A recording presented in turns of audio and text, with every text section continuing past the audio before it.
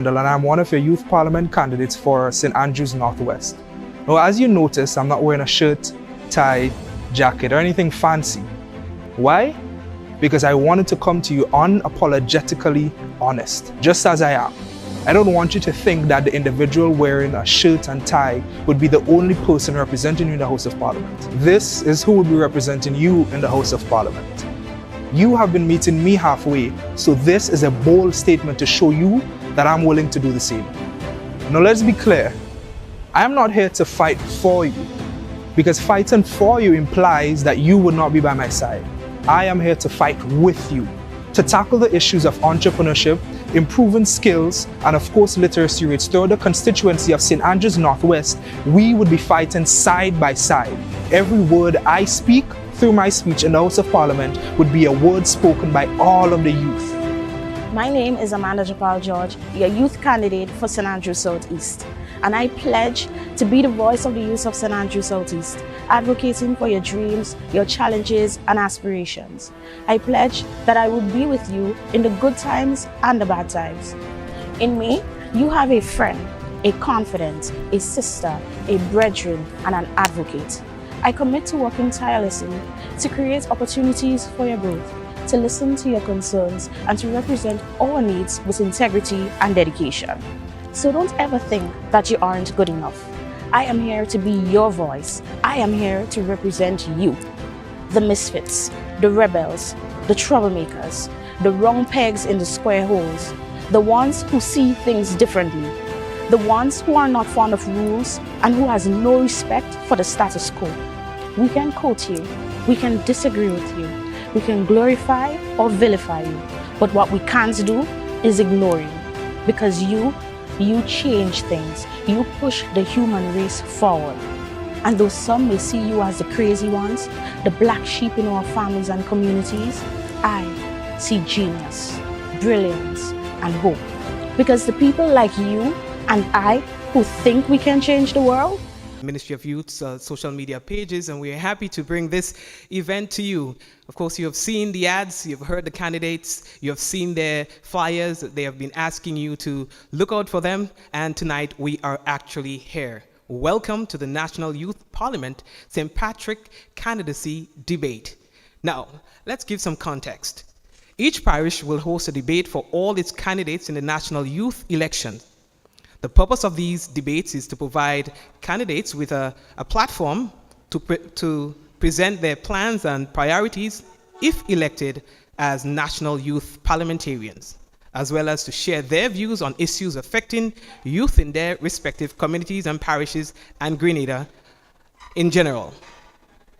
A significant focus during their tenure as national youth parliamentarian will be advocacy, representing and championing the interests of young people in their constituencies. Now, these debates will offer eligible voters aged 16 to 35 a chance to hear candidates' perspectives on various topics and their advocacy agendas. There will also be one in Carriacou that will be held in 2025. Ladies and gentlemen, I am ready to introduce your candidates for tonight. Our first candidate, who represents St. Patrick West. Her name is Zinzi Noel. Her campaign slogan is, "Every voice counts, every barrier breaks." Ladies and gentlemen, Zinzi Noel, who represents St. Patrick West. Our next candidate, Shanida Shade, who represents St. Patrick East. Her campaign slogan is, "Inspiring youth, transforming futures." Give it up for St. Patrick East, Shanida Shade. Our next candidate, and lone male amongst the females, is Sean Williams, and he represents St. Patrick East. His campaign slogan, "Strong youth participation for a brighter future." Please give it up for Sean Williams. And last but not least, we have our candidate who represents St. Patrick East, and that is Ansha Quinta Lashlyn McEwen Sylvester. And her campaign slogan is, empowering young people, unleashing our potential, and embracing our destiny. Please give it up for our candidate from St. Patrick East, Miss McEwen Sylvester. Candidates, are you ready? You can feel free to put on your mics. Just make sure that we are all powered up with our mics. Ladies and gentlemen, the candidates. Testing. Yes, we're good. Mr. Williams, we're good. All right. So the candidates, they have been briefed in terms of the rules. Among other guidelines, each candidate will have 120 seconds to answer a question and 90 seconds for a rebuttal. All candidates, they are required to respond to each question posed to him or her.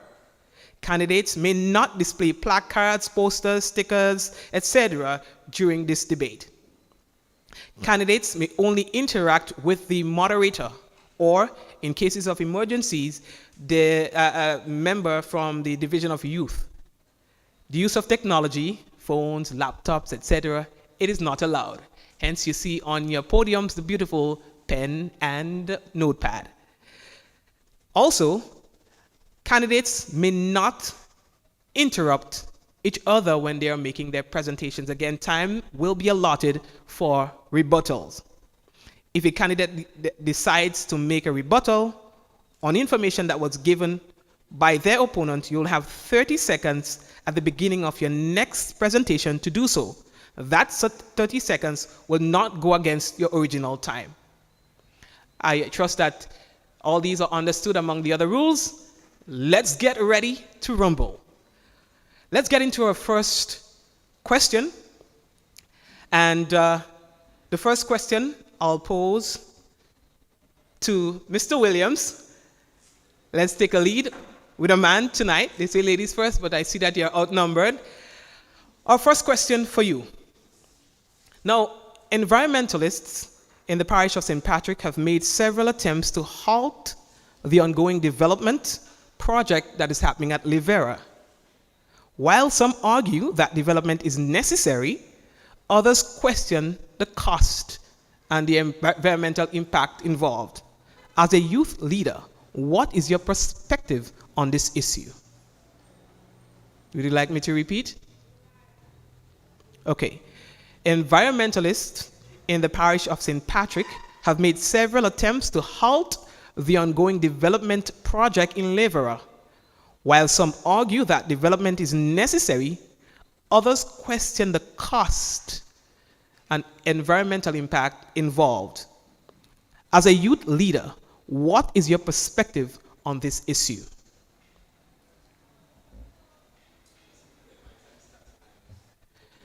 You will need to turn on your mic first of all.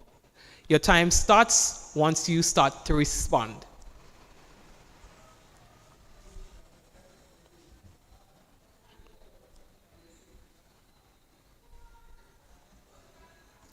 Good afternoon, everyone. It's a pleasure to be here. Hope everyone is all right and well. The question is concerning the Livera project and plans to halt. I guess that much it falls under the environmental degradation versus development topic. So, as a youth leader, the initiative for the project, in my opinion, is a very good thing.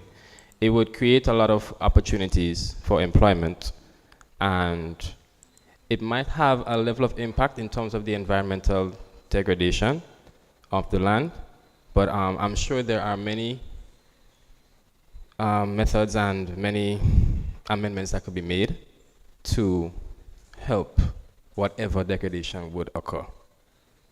Thank you. Okay, thank you very much.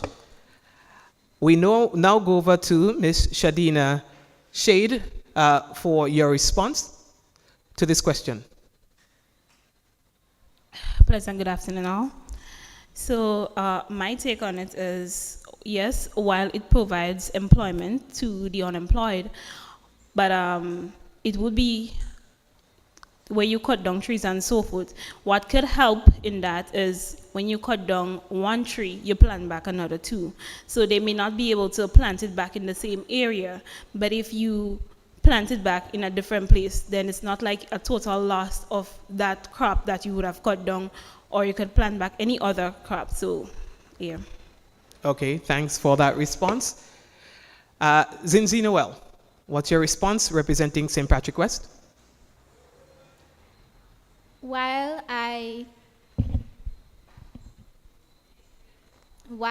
am all for development, we have to know when to stop and when to continue. So I would say if the pros outweigh the cons, then I guess you can go ahead with the development.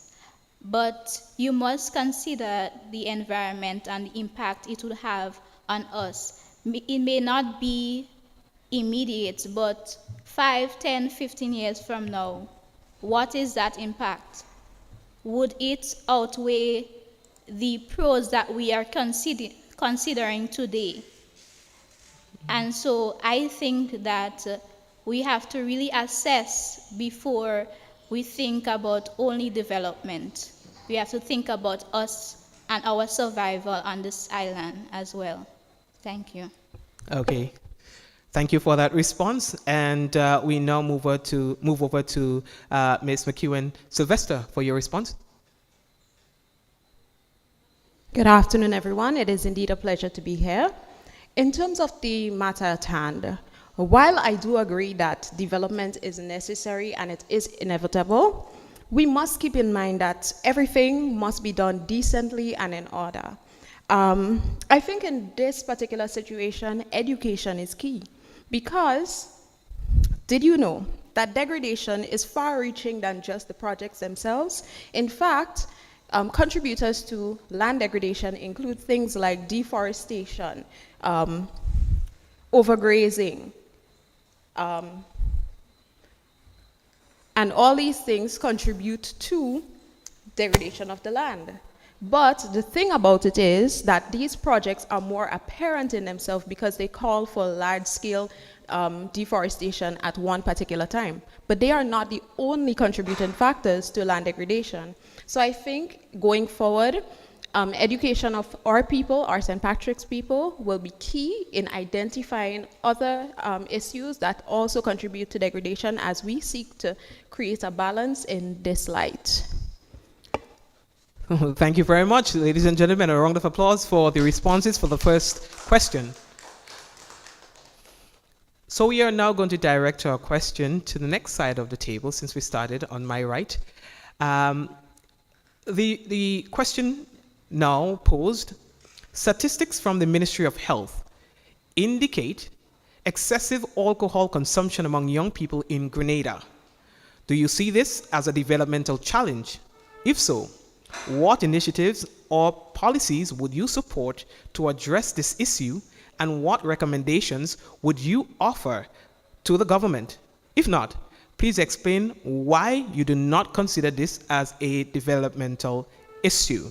And the first person to respond to this question will be Ms. Sylvester, Ansha McEwen Sylvester, St. Patrick West. Can you indulge me in just repeating the question, please? Thank you. Absolutely.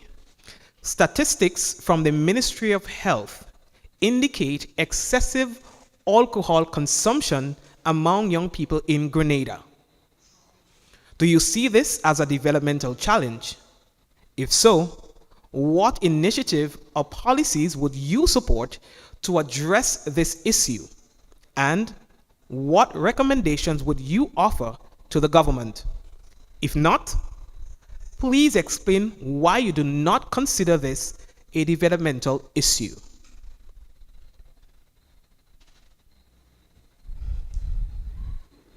In my capacity, I believe that alcohol consumption is indeed a developmental issue that is plaguing our country. A statistical piece that was published by UNICEF in 2021 stated that at the age ranges of 10 to 24, there were already 46% of persons within that age group consuming, if not one, but at least 2 drinks per every 1,000 persons. So it is already a problem that has been identified. But how have we been dealing with this? With experience as a young person in the country, oftentimes when you see a young person comes into, let's say, a school setting with alcohol, what do? We treat the problem at the root. We lambaste, we deteriorate, and we don't help with the situation. In this light, I wish to instead advocate for Alcoholics Anonymous in the secondary schools, because it is in fact a problem there in the primary schools. Also, the stationing of counselors not only at the higher levels but also at the primary school levels, that will assist with, because alcohol consumption is not something that we can get rid of in one day by sweeping it under the rug. It has to take a level of steps in order to be addressed. I looked online not too long ago, and there was something that I saw that was very alarming to me. A young father, his young son, roughly I'd say about 10 years old, just celebrated a birthday, and what happened? His father gave to him an alcoholic beverage. Was that appropriate for that child? No. How are we going to deal with the effects of that? Who are the youth? These people are the future. The UNICEF piece that I shared says 10 to 24 years old. Youth is defined as 15 to 35. I thank you so much for listening to my contribution. All right, thank you very much. We now move over to Ms. Zinzi Noel, St. Patrick West.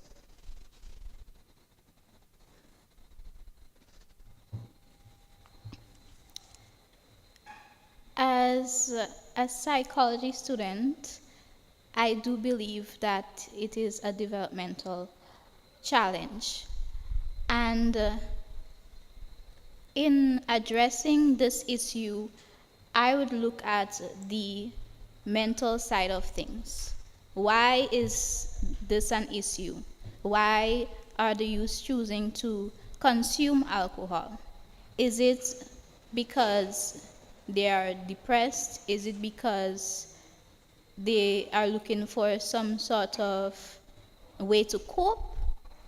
And I think that we need to support policies where it's based in the school. It starts in the school, where you have maybe more counselors to really talk to students about alcohol consumption and get to understand why they are consuming alcohol, why they are doing certain things. Because if you don't understand the why, then it's pretty hard to address how to stop an issue. So I would say start first with understanding the why, especially in this school is a great place to start in that aspect. Thank you. Thank you very much. And we now go over to Sylvester. Oh, sorry. That will be Shanita? Yes. Okay, so as a youth leader, yes, I see it as a problem. It is indeed a problem. And social media and the society is not really helping with that problem in any way. But we, as individuals, can help with that problem. One, enforcing or putting stricter penalties in place.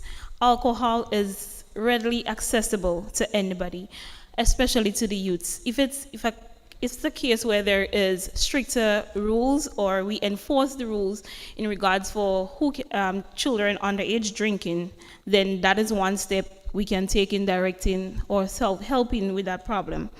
Also, community campaigns, but also make those community campaigns youth friendly. Have their peers talking to them, their peer mentors. So instead of somebody be, or they see somebody up, they come and talk to me. Like, but if they have, we young people are more able to gravitate towards somebody young speaking from experience or telling them what it is. So if we have campaigns surrounding, involving them, we can help with that. Also, parent involvement. Encourage parental discussion, open discussion between the child and the parent, or the youth in that case and the parent. The parent talking to them about the risk involved with underage drinking. So once we put measures in place to help with that, then we can have one foot in the right direction in conquering that problem. Thank you. And Mr. Williams?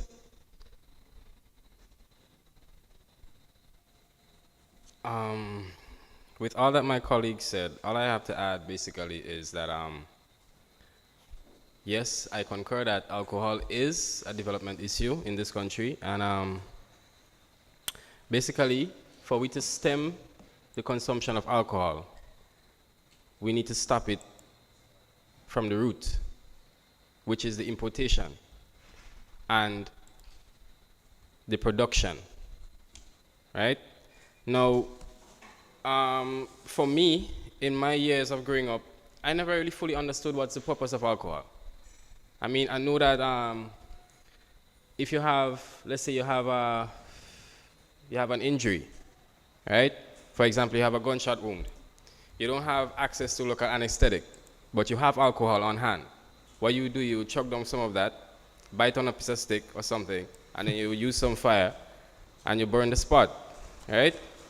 But I never really understood what was the really purpose of alcohol. Alcohol for me never had a purpose. It never had a benefit. It never had an efficiency. So I don't really think that alcohol should have any place on the market, per se. It should not. It shouldn't be there.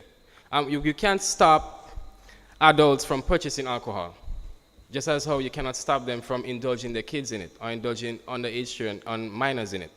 But if you stop the process, if you cut the snake, if you cut the head of the snake, then you kill the whole snake. If you cut the head of the organization, you kill the whole organization. So basically, you need to target the problem from the root. You need to target the problem from where it starts. That's how you get rid of the problem. Thank you. Okay, thank you.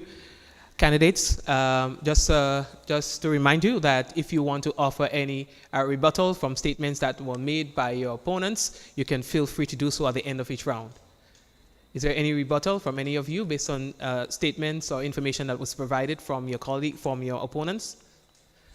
If not, we go straight into our next round of questions. Okay, is there a rebuttal here? So, I want to ask, how would we go about cutting the head of the alcohol snake when this problem has been around for so long? So many persons benefit from the sales of alcohol. Do you wish to respond? You could go ahead if there's no one else who has any other rebuttal. I understand that it would be very difficult to cut the head of that snake right now. But if we start now, we might eventually get there one day. Mm-hmm. Right? The time is now. Thanks for that, though. I see some very cordial exchanges from the opposing candidates, which is good. Let's go into our next question. Many schools in St. Patrick, such as the Chantimel RC, the River Sally Government School, and Mount Rose SDA, have seen a decline in student populations. If this trend continues, it is assumed that the Ministry of Education may have to merge or close some schools.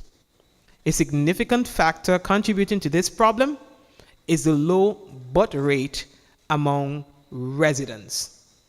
As a youth leader, what policies would you support to increase the birth rate and ensure the sustainability of our schools and population if this is seen as a developmental issue in your view? I'll repeat the question. Many schools in St. Patrick, such as the Chantimel RC, the River Sally Government School, and Mount Rose SDA, have seen a decline in student populations. If this trend continues, it is assumed that the Ministry of Education may have to merge or close some schools. A significant factor contributing to this problem is the low birth rate among residents. As a youth leader, what policies would you support to increase the birth rate and ensure the sustainability of our schools and population if this is seen as a developmental issue in your view? So we will go over to Shanita Shade for your response.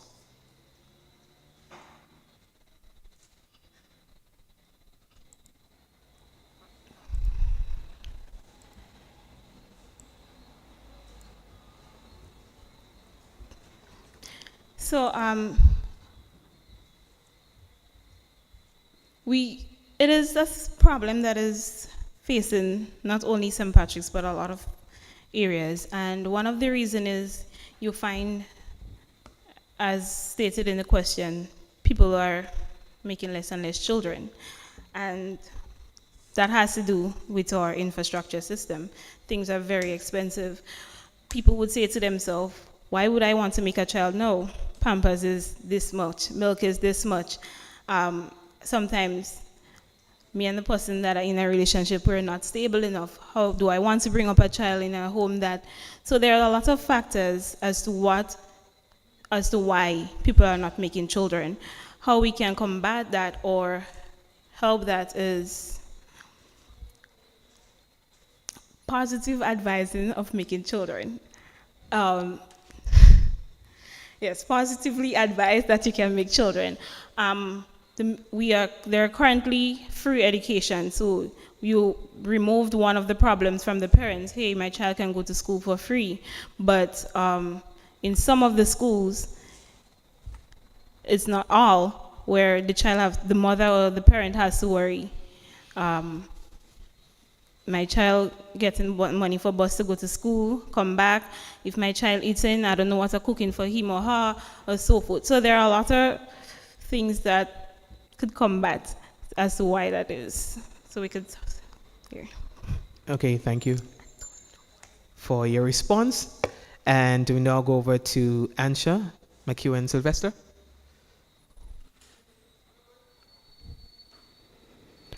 As a parent myself, there were many concerns that I would say deterred me from looking to procreate further. Some of these concerns I'll share with you. Support to the household, educational opportunities for my children, health insurance and life insurance, nutrition, just the daily sustenance necessary for a child, religious and moral obligations. In a world that is increasingly becoming evil, am I ready to bring a next offspring into this world? Postpartum support systems. These are some of the things that prevented me, my contraceptives, from giving life again. Now, what challenges will this have for our Grenada? A loss of livelihood. How many teachers will have to go home? How many pediatricians and so many persons are now going into pediatrics? Where will their bread come from? Then there is that big problem of wasting of infrastructure. What will happen to the schools, the daycare facilities that are already existing and already government has invested so much into?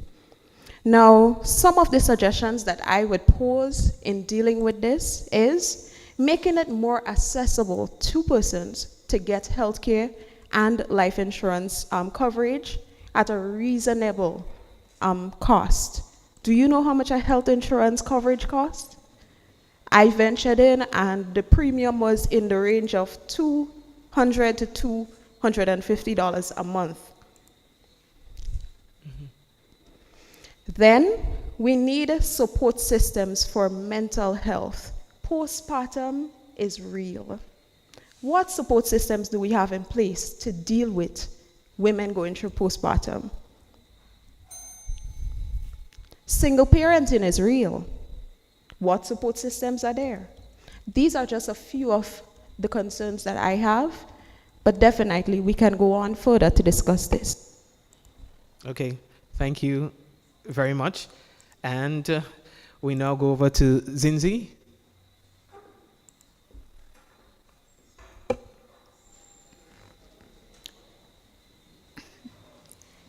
As they have mentioned, rightfully so, that there is a lot of factors to consider when having a child. You don't want to just bring a child into the world and there is nothing in place to ensure that that child is taken care of. And, the first step may be healthcare, because that is where the woman would have to get their care, their first set of care when they are pregnant. And currently, the healthcare system is not of the best.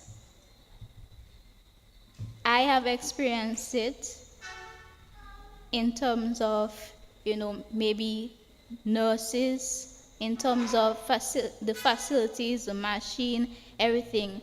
Where are the, the mental health supporters, the counselors? There is nothing really there, unless you may have a severe, mental breakdown or something like that. There is no support. And financially, would there be more financial help available? And realistically, the government can't always help with all of these things. So how are we as society, as individuals, going to combat that together? Sometimes we have to come together as one, not just the government, but as private individuals, to see if we could come up with ways, if we could lend our helping hand to this issue. And I think that we should really start with the healthcare system. So thank you. Okay, and just for clarity, the first bell is an indication that you have 30 seconds remaining, and the second that your time has elapsed. Have you completed your presentation, or would you like some extra? You're good? Okay, no problem. We go over to Mr. Williams.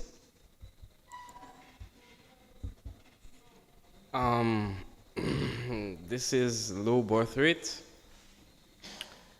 Honestly, I don't think Grenada is underpopulated. If anything, Grenada is overpopulated. And the issue about making children shouldn't be an issue at all. Grenadians are making children like crazy, bro. You know what I mean? So, in terms of schools, like the Rivers,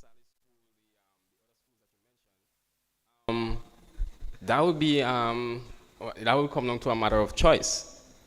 Like, if a child wants to go to school, he will go to a school. Like, for example, I asked a preschooler just before his graduation, which school would you like to go to? Would it be St. Patrick's RC or would it be St. Patrick's Anglican? And he said, I want to go to St. Patrick's Anglican. So it will come down to the choice of either the parent or the child at the end of the day. But in terms of like the government's decision concerning the merging of the schools or the closing down of the schools, then they got to do what they got to do. You know what I mean? But in terms of like the infrastructures, they don't have to demolish the buildings. They could transform it into something worthwhile for the community, But on a real, bro, Grenadians are making kids. Too many kids, if you ask me. Okay, thank you, Mr. Williams. I see that we have some very enthusiastic opponents ready to rebut some of the information that you would have provided. You can go right ahead. Okay, firstly, you said Grenada is overpopulated, but the question was directed to St. Patrick's. And being from St. Patrick's and going to Revitalizing Government School and being from Revitalizing, I have heard teachers and people complain that yes, indeed, that the school is underpopulated. So yes, while Grenada may be overpopulated, as you say, St. Patrick's is underpopulated, and that is causing the problem in the schools. So do you suggest that people from other places move to St. Patrick's? the other peoples that are where they are so populated, and other do they suggest that they move to St. Patrick's? And secondly, you said it was about a choice of the child's choice. What if I could afford for my child to only reach River Sally or to only reach Montrose? So this child may want to go to St. Patrick's Anglican, but what if me as a parent can only sponsor that child to reach as far as River Sally Government? Okay, thanks for your response. I see that we also have another response from Ms. Sylvester. So, in my understanding and in my knowledge, I could be wrong, right? But in Grenada, early childhood education is mandated by law. Children must go to school at a certain age. So if it was reported that there has been a decline in the school attendance numbers, where then is our honorable candidate getting this information about overpopulation in Grenada, Mr. Moderator? And also, the honorable candidate stated that we shouldn't demolish the school buildings. Instead, we should make it something worthwhile. So I beg to ask, is a school not worthwhile? And is education not the key to success? And I then pause to remember a certain candidate slogan that spoke to decreasing illiteracy among the youth. So where then will this literacy be imparted on the youth if we make schools into something more worthwhile? Okay, thank you very much. Quite an entertaining segment there. Please give them a round of applause for this segment. We cannot allow too many rebuttals because it becomes an argument. All right, so we are Mr. Williams. You'll have to challenge her on another occasion. All right, so we are moving to our next question.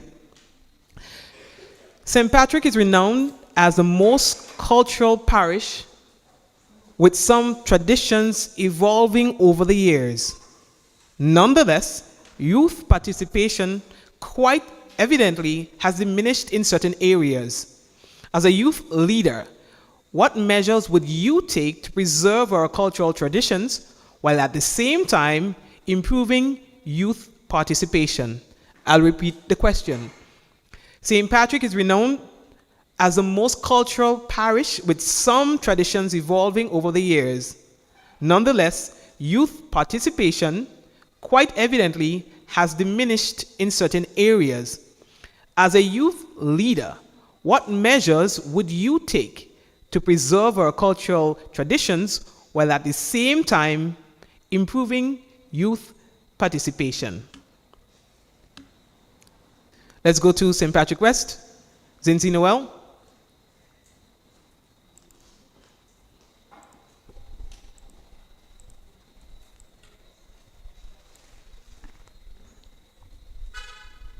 Thank you for that question. I remember growing up that certain festivities and cultural activities was always promoted, or everyone used to be enthusiastic about participating. And then slowly, everyone was not enthusiastic anymore. And I would wonder why. And then we completely stop certain activities. Or you would see that certain cultural activities, there are very few people participating, and there are very few youths participating. And even though I enjoyed looking at those cultural activities, I never understood what was the history behind all of those things. And I think maybe sometimes, educating the youth on why is this cultural aspect important, where it stems from how it relates to us as an individual and for the country and for our culture, maybe then we can get persons getting back into participating in terms of our culture. Maybe then we would get persons to be more enthusiastic about actively taking part in cultural activities within the community.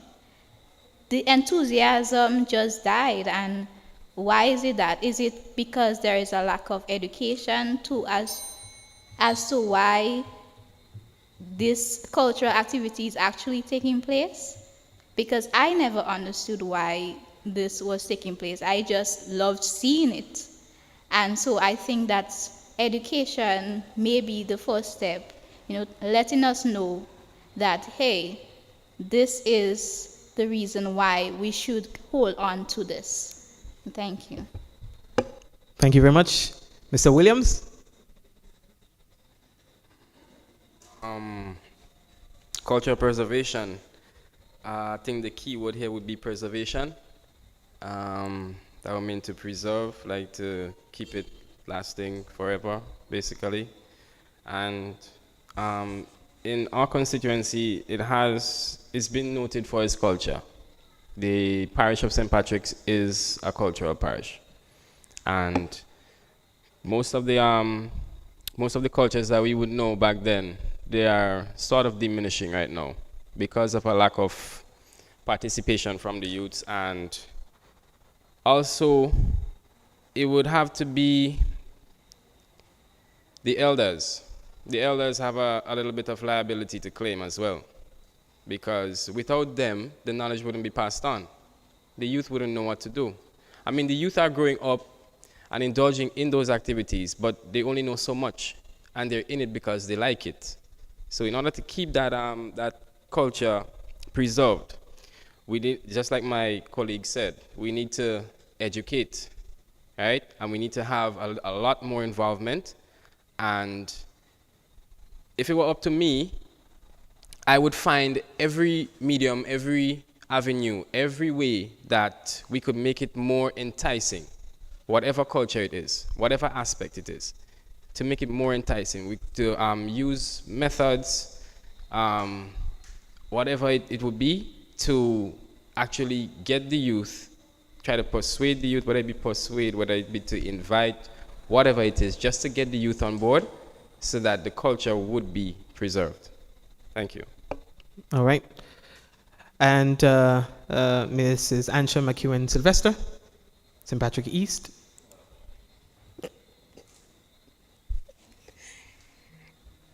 In light of this topic, I would definitely suggest youth involvement on the platforms that are organizing these cultural activities. Now, oftentimes, the elders are the ones who know the culture. They are immersed in the culture, years upon years of culture. And they go ahead and plan amazing activities without the involvement of the youth who they expect to learn from these activities. We cannot expect to produce sustainable quality productions without the involvement of the persons who we are planning it for. And next thing, incentives for the participation of the youth. Now, there are so many challenges in being a youth. Unemployment, frustration, finances is a big one. If I am not getting some form of incentive, it doesn't have to be monetary, it could be a scholarship or something, but if I'm not getting an incentive, would I really want to invest my time into that? And next thing, practice, practice, practice. We cannot just wait until Independence time to bring out cultural activities. What happens to the rest of the 11 months of the year? There needs to be youth involvement in the promotion of these activities. Who will entice the youths other than youth? There needs to also be a willingness to accept that life is changing, and also that we will be open to marrying the contributions of the elders together with the contributions of the youths. We cannot exist in unison without each party feeling represented and appreciated in this light. And I just go back to a successful event that was held right here in St. Patrick's this year. Now, there were so many things to see that I had never seen before. That 50th anniversary, the Independence Anniversary bus tour. There were so many different places that I got to see in St. Patrick's, and I am a St. Patrick's person. And I was amazed, yeah?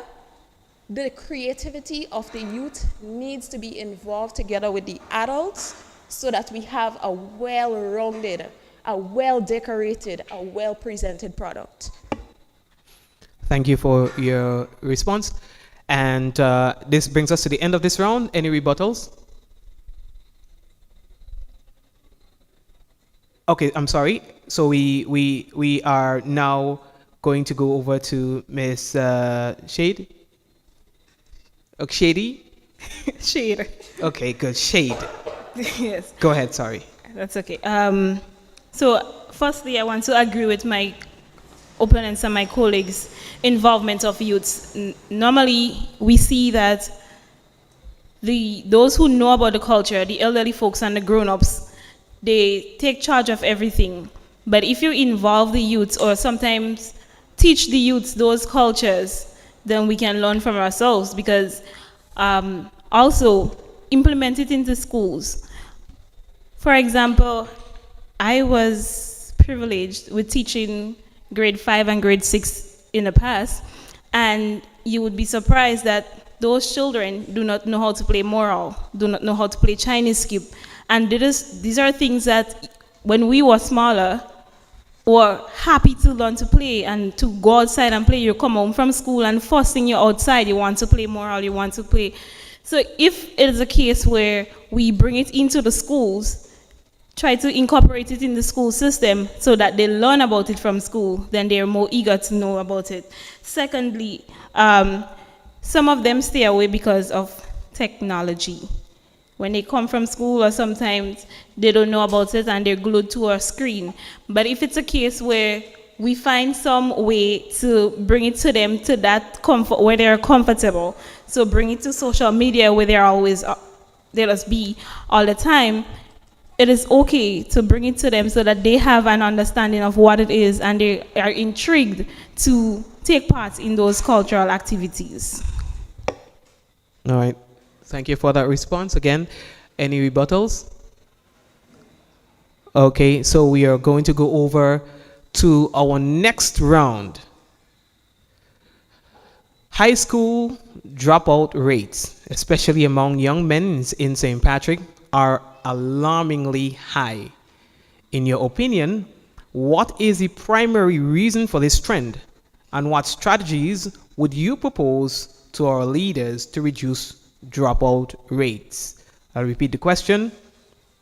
High school dropout rates, especially among young men in St. Patrick, they are alarmingly high. In your opinion, what is the primary reason for this trend, and what strategies would you propose for our leaders to reduce the dropout rates? We are going to go over to St. Patrick East, Ansha, McHugh, and Sylvester for your response. Having had 4 years of teaching experience, this is an area that is quite near and dear to my heart.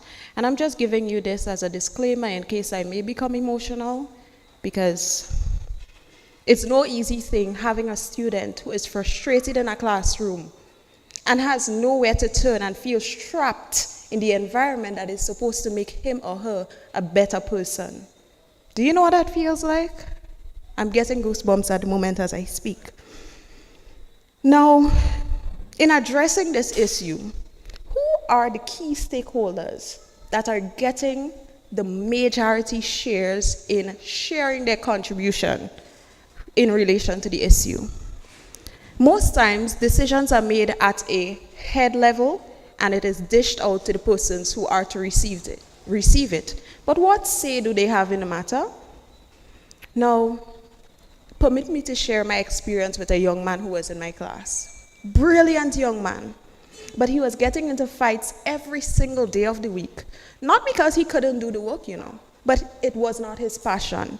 He didn't want to learn the chemistry, the physics, not even computers interested him.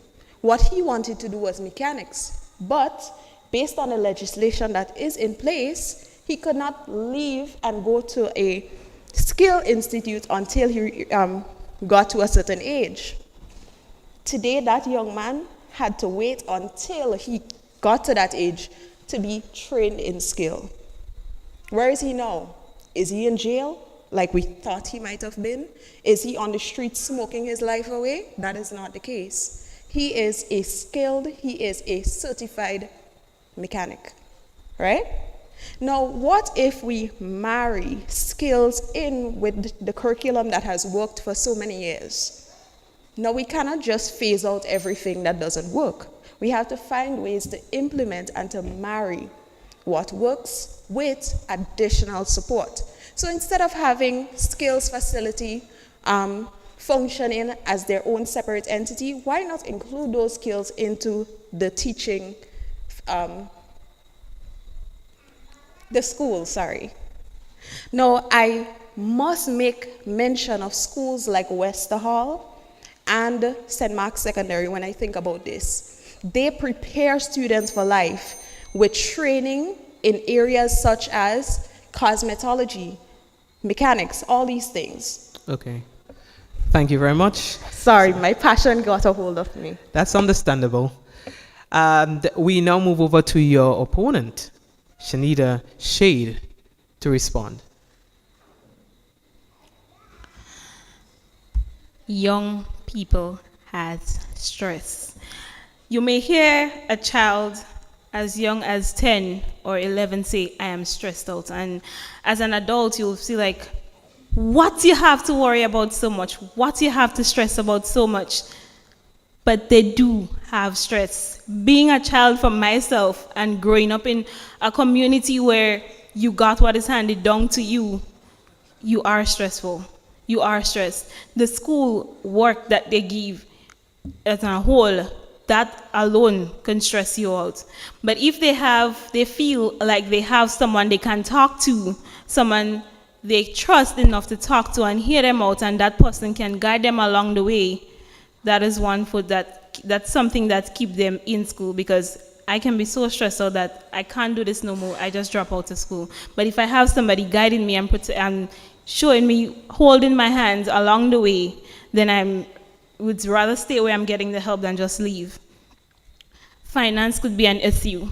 Sometimes the school I get to go in is not in my area, and I have to watch my mother every day work 2 jobs, 3 jobs, just to send me to school so that I can get an education.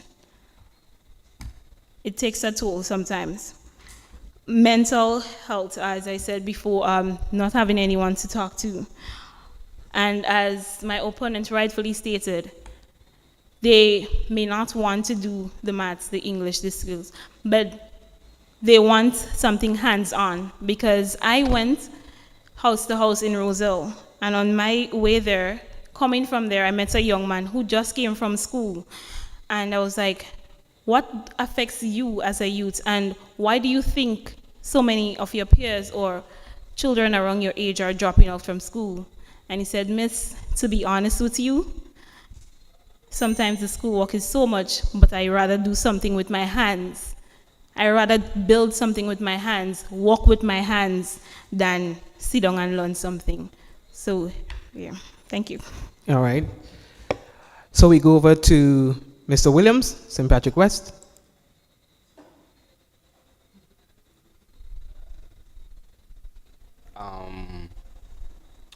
The topic is truancy, right? No, I have a little personal experience with that. When I was in school, I used to be a truant myself. So one of the things I used to be truant, that made me truant, was experience. You know, I would be experiencing something new in my life. So I would leave school to go and experience whatever it is new that I was experiencing, right? So that's just my experience. It may be different for other people. As my colleague rightfully said, finance could be one of the factors. As Ms. McEwen Sylvester stated, the capacity, the mental capacity of the child, that's another factor, right? I'm not sure what my esteemed colleague here is going to say, but I'm guessing she's going to put the icing on the cake. But in terms of truancy, Mikey, I'm Mr. Moderator, sorry. In terms of truancy, it is a problem in the schools, yes it is, but to actually curb the truancy, we need to make the education system a little bit more fun. For example, like how Ms. Shade stated that she came out from visit and she met a student, and he was stating that the work is too much. The work meaning the theory part of it, right? So he doesn't have any drafting, it doesn't have any practical based on the subject, right? So in terms of like building technology construction, for example, you know that's hands-on experience, right? You have the theory, the drafting, and then the practical. But in terms of like other vocational aspects of it would be like, let's say for example, English A, English B, right? It doesn't have any, the only hands-on experience would be homework, or an SBA, or a test, right? So we need to find ways and more avenues in which we could open up the education learning to be more fun for the youths. That's the key, make it more fun. Yeah, kids love fun. Thanks. Okay. And St. Patrick West, Zinzi Noel. My colleagues made valuable points. And adding to that, I would say, have we done an assessment of the students in the school? Assessment in terms of different disabilities. Assessment in terms of mental abilities. Persons may have ADHD and may not be able to sit still in class. I've seen a lot of boys, a lot of students just can't sit still in class. And they want to be up, they want to be down, and that's not really allowed when you're in a traditional classroom. Why not do an assessment of your classroom and move away from the traditional setting a bit? Maybe that may work in terms of preventing dropouts. Because a lot of the time students are frustrated because they may be going through certain things that they don't understand themselves, and the adults around is very unaware of all the mental things they may be going through, or the disabilities that they may have. Disabilities in terms of learning disabilities. How many of our teachers are educated on that aspect, or know how to look out for a student that may be showing signs of those disabilities? And you know, a lot of persons may also have dyslexia, and we don't know. So I think that having an assessment in the school would definitely help with figuring out the different types of students, what are they going through. And from there, we can learn how to move away from the traditional setting of the classroom and how to incorporate different methods to help persons stay in school. Thank you. Okay, thank you very much. We have come to the end of this round. Any rebuttals? Okay, we are moving on nicely. Here's our next question. Land ownership is a key issue for youth aspiring to build businesses or homes. What policies will you support or advocate for to make land more affordable and accessible to young people, particularly in your parish? I'll repeat the question. Land ownership is a key issue for youth aspiring to build businesses or homes. What policies will you support or advocate for to make land more affordable and accessible to young people, particularly in your parish? So we are going to go to Mr. Williams for that one. St. Patrick West.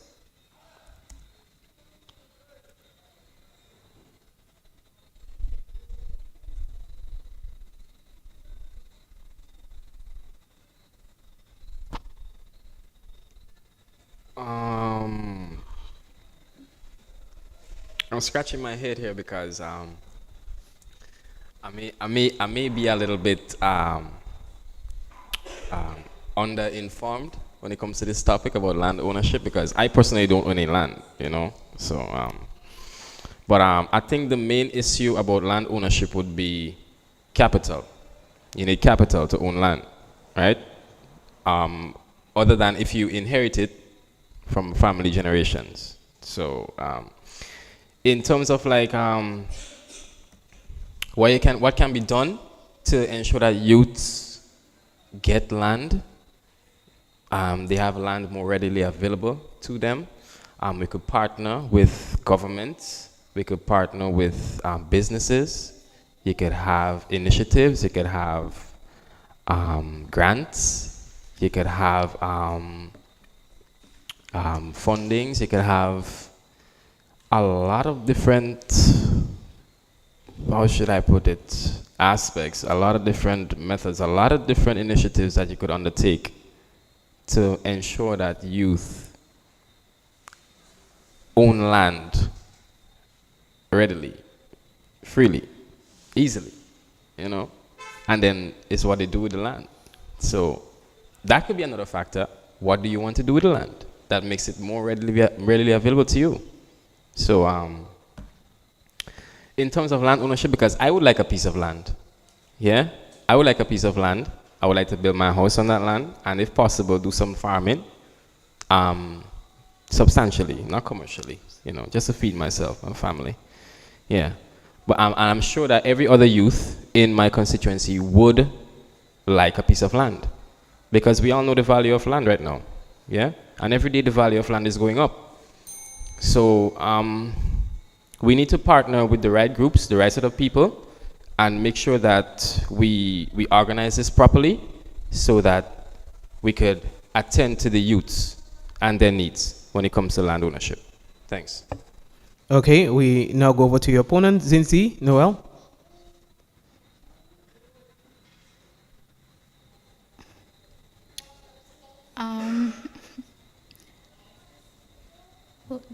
This one is a hard one in terms of finding solutions.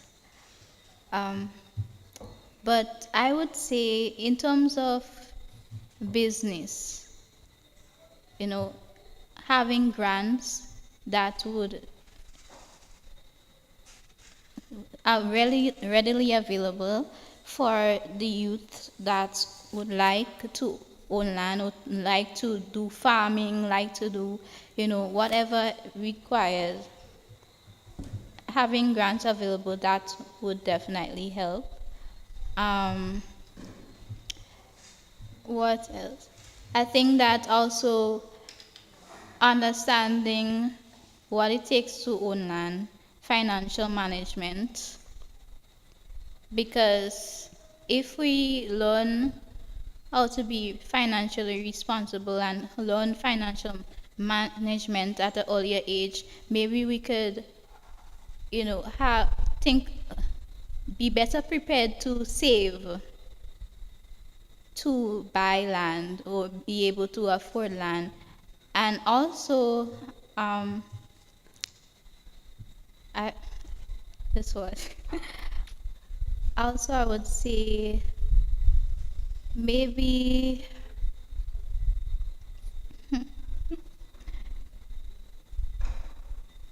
maybe lowering prices, because if you pass by a piece of land and you ask for the price and then you look at your salary that you're receiving And then you calculate how many years and different things would take to actually own piece of land. You might be old and gray.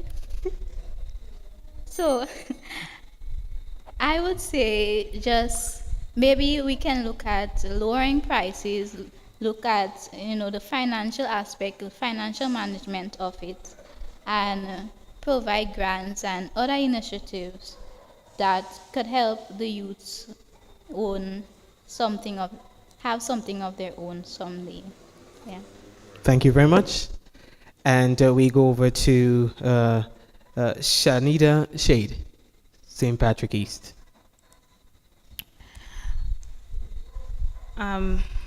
Oh, have it in a.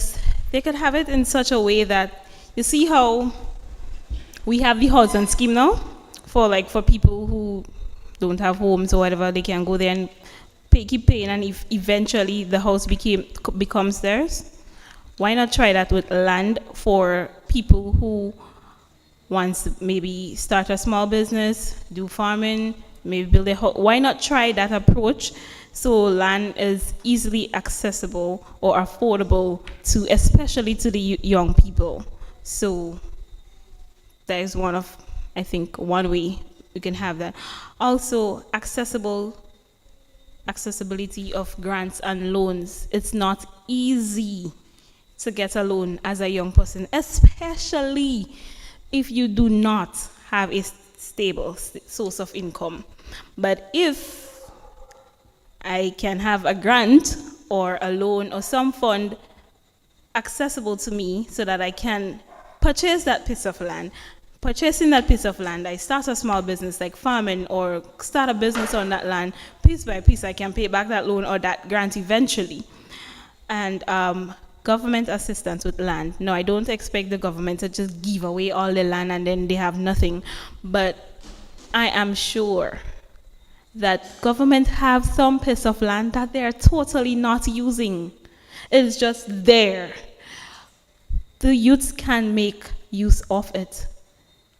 If you put them to the test, they are very talented and they are very good with their hands. Thank you. Okay, thank you for that response. And we go over to Mrs. McEwen Sylvester, St. Patrick East.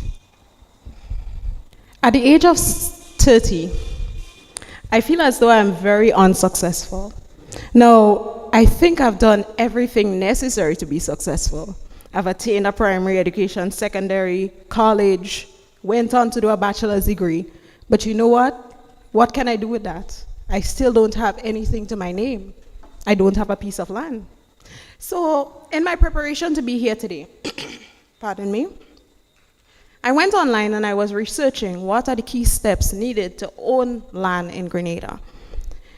And there were 3 simple steps. That was the title of the document. I wish I could share with you, what those 3 simple steps were, but this afternoon's discourse has kind of knocked them out of my head. I apologize. And after those 3 simple steps, the thing that was not included in the document was the real matter at hand, capital. How can I get the capital? I need to get a loan. How do I secure a loan? I need to complete an application, first of all. I have to present collateral. I have to have life insurance in case, God forbids, I die. The financial institute needs to find a way to pay back on their investment. I need to have a guarantor. I need to survey the guarantor's collateral. I need to pay for legal counsel. After all the aforementioned, I am in debt, I am frustrated and depressed. And guess what? I still don't own a piece of land. Now, this is not sustainable for future growth and development. Think about it. After COVID-19, there are so many big houses on the island. Is anybody living in them? Who do they belong to?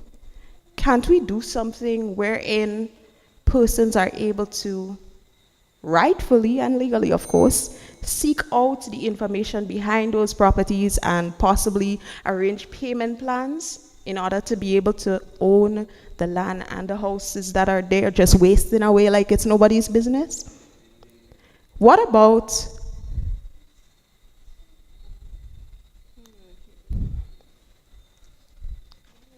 I forgive my colleague. What about my train of thought? I apologize. Okay. In all fairness, do you need a couple seconds to get your thoughts together?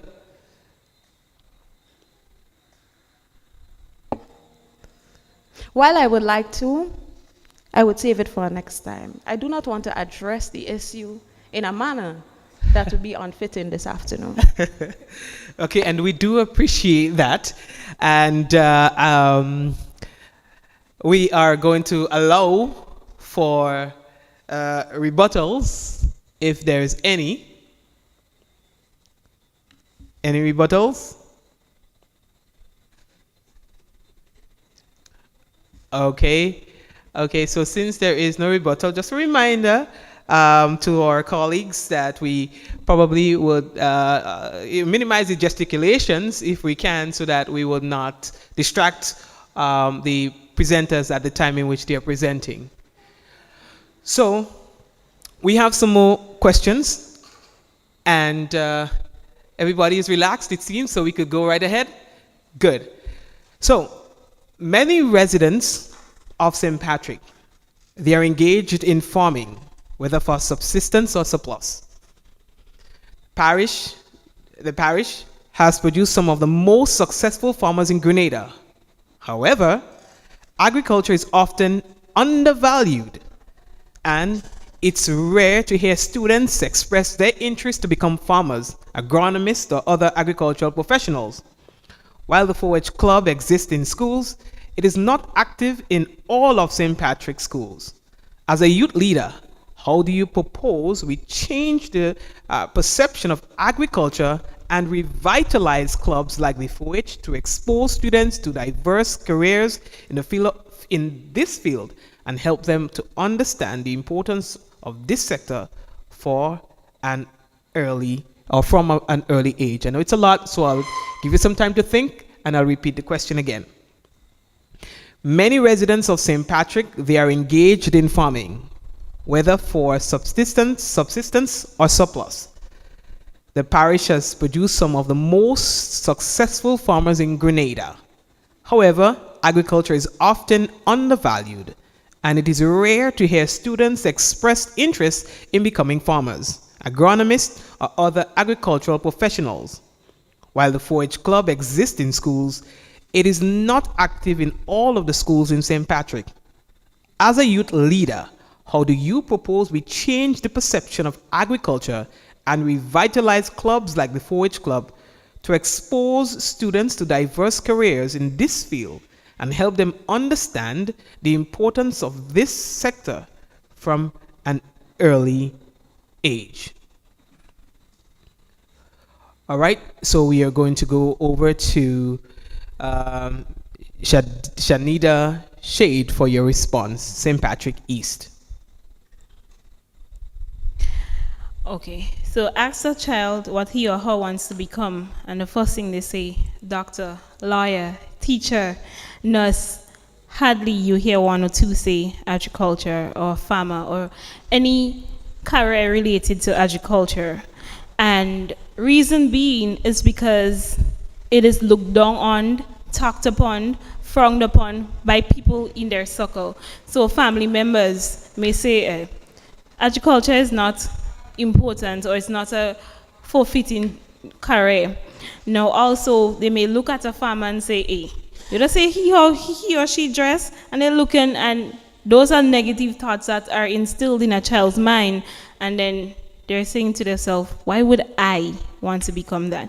But if it is taught to them, and if they're educated about different careers that can come from the agricultural sector and how they can grow from it, then I think that they would be more inclined to choose careers from those. So if it's taught in schools, primary well as secondary schools, Also, the 4-H group, as mentioned, it's not in every school, but if it's a case where it can be implemented in every primary school within the area of St. Patrick's, then it goes a long way of educating the children of the careers that can come from. Also, we have to teach them that it's important, because without farmers or any agricultural careers, where do we get our food from? They plant. Without the plants, without the corn that they like to enjoy, without the chicken, the poultry farmers, without those people to start it from, you won't have a plate to eat from. So once we teach them the importance and educate them of things that are out there, then I believe that they'll be more inclined or more wanting, willing to dive into the agricultural sector. Thank you. Okay, thank you very much, Ms. Shade. And we now go over to Mrs. McEwen Sylvester. Who are the students who are expected to do agricultural science? Just think about it from your own school experience. It's usually the hard-headed, the truant, the student who has challenges with his or her appearance. He's already dirty, you know what, let me put him outside. Apart from that, it's usually the students who are seen as academically weak. Is this sustainable behavior? No. The children are not stupid, you know. They know for themselves about the benefits of agriculture. They know about the ability of agriculture to give back tangible benefits. They know agriculture is money. So instead of, as a school, locking away the benefits, the money, into the school's account for later use, why not find a way to be able to give back to them so that they can see returns on their investment of their time? Have we ever thought about including aquaponics in every school around the island? Aquaponics is something new, and I guarantee you that every young person will be interested in learning about aquaponics. It allows also for the pretty girl who doesn't want to be in the dirt to be out there engaging in agriculture. What about beekeeping? I never thought I would be a beekeeper. In fact, tell me about agriculture, I like the book aspect of it, but to be outside, that was never my thing. Today, I am standing here because my husband has a beekeeping business, and together we are able to see returns on our investment in real time. Have we thought about introducing beekeeping into schools? Oh yes, we have. But what is really going on with that program that exists already? Are we really checking up on the programs that exist already? Agriculture has been demonized and demoralized for years. So we cannot rewrite the wrongs that our ancestors have done before. Instead, we need to find ways to marry technological increases and advances with what already exists. Have we thought about robotics in agriculture? No, we thought about robotics in IT, but what about agriculture? I encourage us to think about these things. We cannot go back to address what has already been done. We can only move forward. Thank you for your response. And we now go over to Zinzi Noel, St. Patrick West.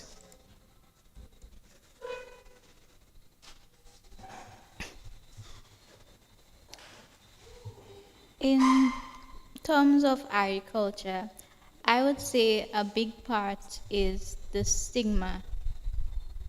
The stigma behind how we look at, that field, how we look at our farmers, how we look at persons that are heavily involved.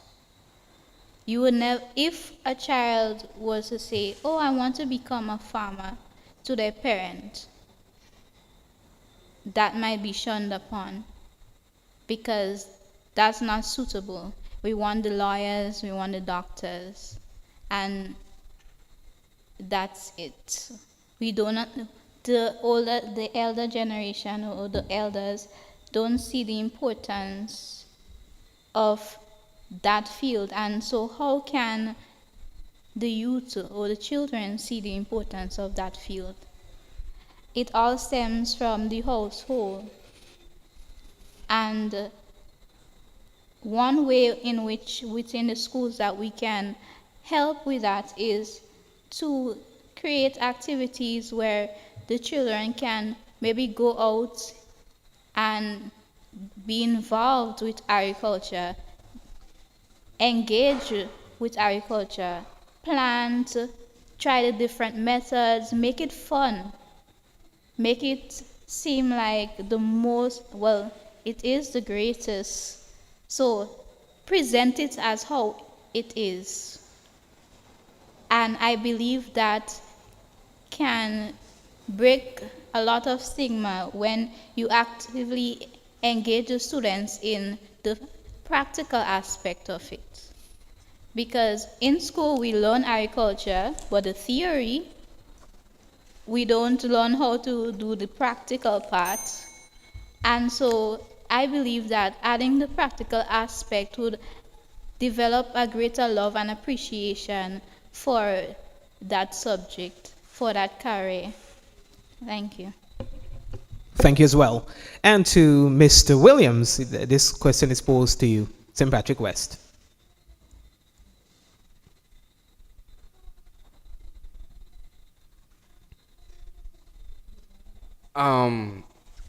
Youth in agriculture.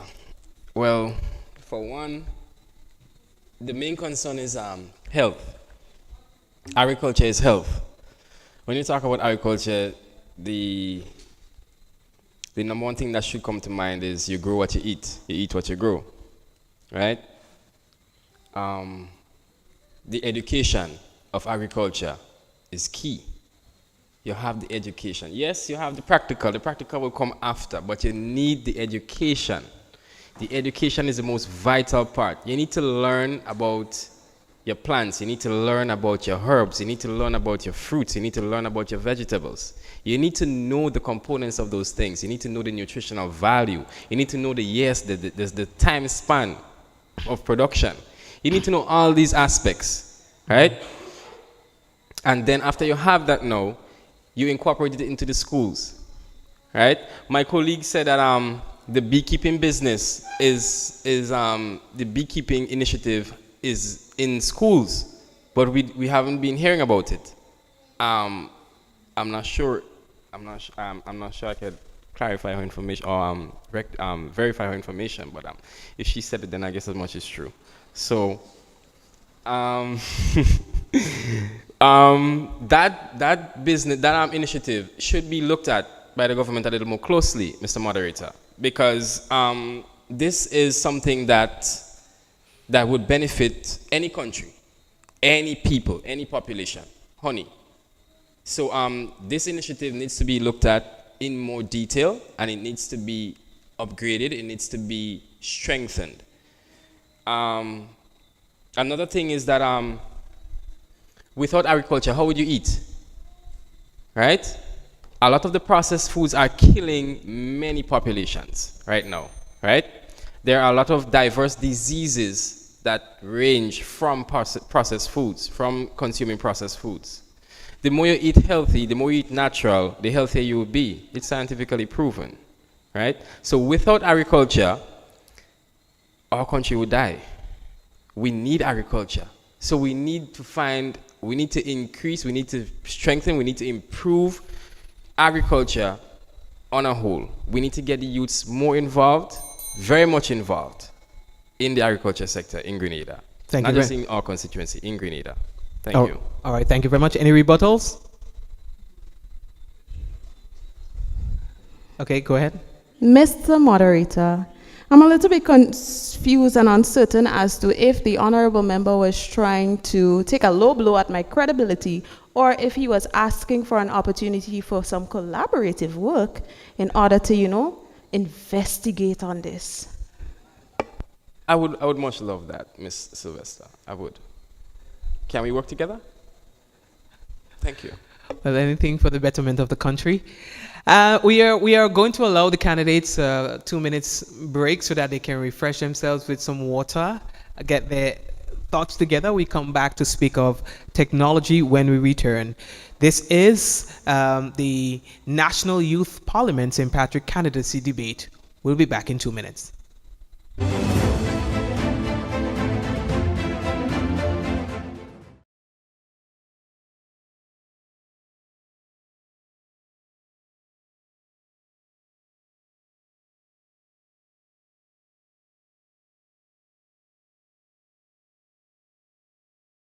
Hi, my name is Joshua Andel and I'm one of your Youth Parliament candidates for St. Andrews Northwest. Now, as you notice, I'm not wearing a shirt, tie, jacket, or anything fancy. Why? Because I wanted to come to you unapologetically honest, just as I am. I don't want you to think that the individual wearing a shirt and tie would be the only person representing you in the House of Parliament. This is who will be representing you in the House of Parliament. You have been meeting me halfway, so this is a bold statement to show you that I'm willing to do the same. Now let's be clear, I'm not here to fight for you, because fighting for you implies that you would not be by my side. I am here to fight with you, to tackle the issues of entrepreneurship, improving skills, and of course literacy rates throughout the constituency of St. Andrews Northwest. We would be fighting side by side. Every word I speak through my speech in the House of Parliament would be a word spoken by all of the youth. My name is Amanda Japal George, your youth candidate for St. Andrews Southeast, and I pledge to be the voice of the youth of St. Andrews Southeast, advocating for your dreams, your challenges, and aspirations. I pledge that I will be with you in the good times and the bad times. In me, you have a friend, a confidant, a sister, a brethren, and an advocate. I commit to working tirelessly to create opportunities for your growth, to listen to your concerns, and to represent our needs with integrity and dedication. So don't ever think that you aren't good enough. I am here to be your voice. I am here to represent you. The misfits, the rebels, the troublemakers, the wrong pegs in the square holes, the ones who see things differently, the ones who are not fond of rules and who has no respect for the status quo. We can quote you, we can disagree with you, we can glorify or vilify you, but what we can't do is ignore you, because you change things, you push the human race forward. And though some may see you as the crazy ones, the black sheep in our families and communities, I see genius, brilliance, and hope. Because the people like you and I who think we can change the world are the ones who do. So take my hand. Together, we will build a future where every young person is empowered to succeed and make a meaningful impact in St. Andrews Southeast. Championing change, embracing inclusion, a future for all. Hello to the youths of St. Andrews Northwest. My name is Derricka Samuel, and I am excited to announce my candidacy to be your youth parliamentarian. As your representative, I will amplify my voice for youth empowerment, advocating for proper training and job opportunities for each and every one of us. Inclusive education. I will push for improved programs and resources for all students, no matter their learning style or ability. Social justice. I will ensure that everyone is treated fairly and equally, no matter our backgrounds or life experiences. I aim to make St. Andrews Northwest a place where discrimination has no space. We all deserve of being at the forefront of our future. The time is now, because we are not just the future, but we are the present. St. Andrews Southeast. My name is Kevon George, and I am your candidate and the best choice to make in the National Youth Parliament elections on December 5th. I'll give you 3 reasons why. Reason number 1, action. I have and will continue to represent you in the concerns that you have communicated to me in the areas of education, business, community development, personal development, and home ownership. Reason number 2, experience. I have been an active participant in the National Youth Parliament program since 2021. Why, you may ask? I am passionate about improving the everyday lives of our youths, and the program has given me the tools and opportunity to do just that. And number 3, no idle words. I'm a firm believer in the saying, do what you say you would do. And so, I am not here with any pie-in-the-sky political plans, but rather simple, straightforward, and accomplishable plans. And so, St. Andrews Southeast, a vote for Kevon George is a vote for action and experience over idle words. And that is the only right choice. On the block today, in Parliament House tomorrow. Join me and let's make a difference together. A vote for me is a vote for action. Action and experience over idle words. Big Parish Youths, we are your candidates.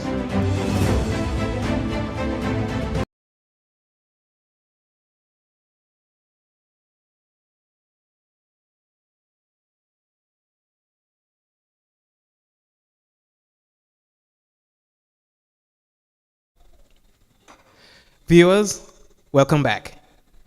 You're watching the National Youth Parliament St. Patrick Candidacy debate. Now, if you missed our introduction earlier, each parish will host a debate for all its candidates in the national youth election. And the purpose of these debates is to provide candidates with an opportunity and a platform to present their plans and priorities if elected as national youth parliamentarians, as well as to share their views on issues affecting youth in their respective parishes and Grenada's overall development. Now, a significant focus during this tenure or their tenure as national youth parliamentarians will be advocacy, representing and championing the interests of young people in their constituencies. And tonight, you have seen so far heard from our candidates, Zinzi Noel, who represents St. Patrick West, and Mr. Sean Williams, who is her opponent in that constituency. Then you've heard and seen from Ansha McEwen Sylvester, who represents St. Patrick East, and her opponent, Shadina Shade, St. Patrick East as well. So far, we have had some really interesting exchanges and perspectives shared. I want us to go down to the topic of technology. Candidates, as technology and artificial intelligence, AI, continue to evolve rapidly, what do you believe are the biggest opportunities and challenges for young people in harnessing AI for development, education, and employment?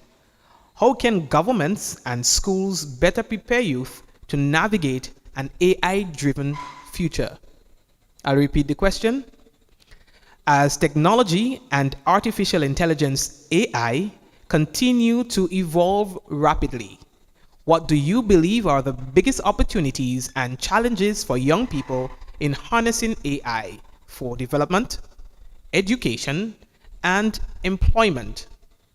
How can governments and schools better prepare youth to navigate an AI-driven future? I'll start as we began earlier today. Mr. Williams, you have the first go out of this question. Technology.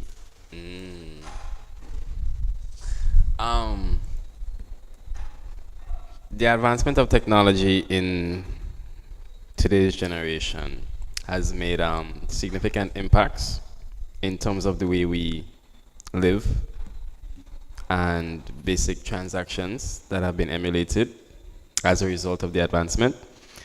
And what the government can do, in my opinion, the government could partner with schools, learning institutions, not just them. They don't have to limit it to the schools. They could broaden it.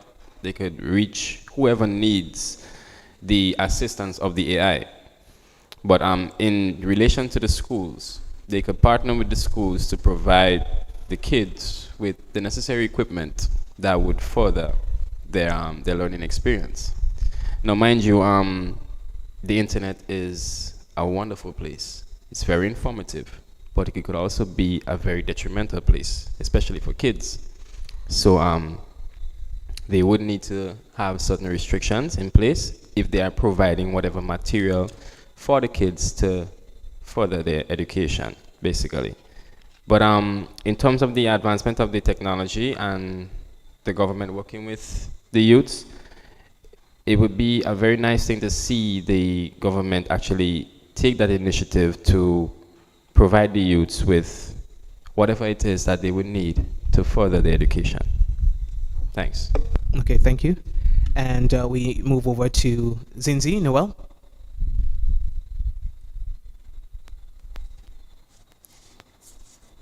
I think a lot of us, when we heard about AI, a lot of persons got scared because they felt threatened in terms of their job being replaced by AI and different aspects. But I don't think as a society, as a country, as a constituency, we should be afraid of AI, because I look at AI as a resource. Once you know how to use it ethically, then it can be a valuable resource. And there's a lot of things that it helps with that makes our lives easier. We are always looking, as humans, we are always looking to make our lives a little bit easier. And AI is one of those tools. As I said, it comes down to ethics.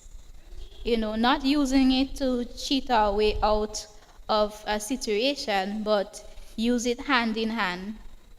For example, as a student, you may use, as we will say, ChatGPT, you know, to help you see how to structure, let's say, an essay, or help you find resources for that essay, and different things like that. Or in terms of healthcare, you work hand in hand with the AI resource as well.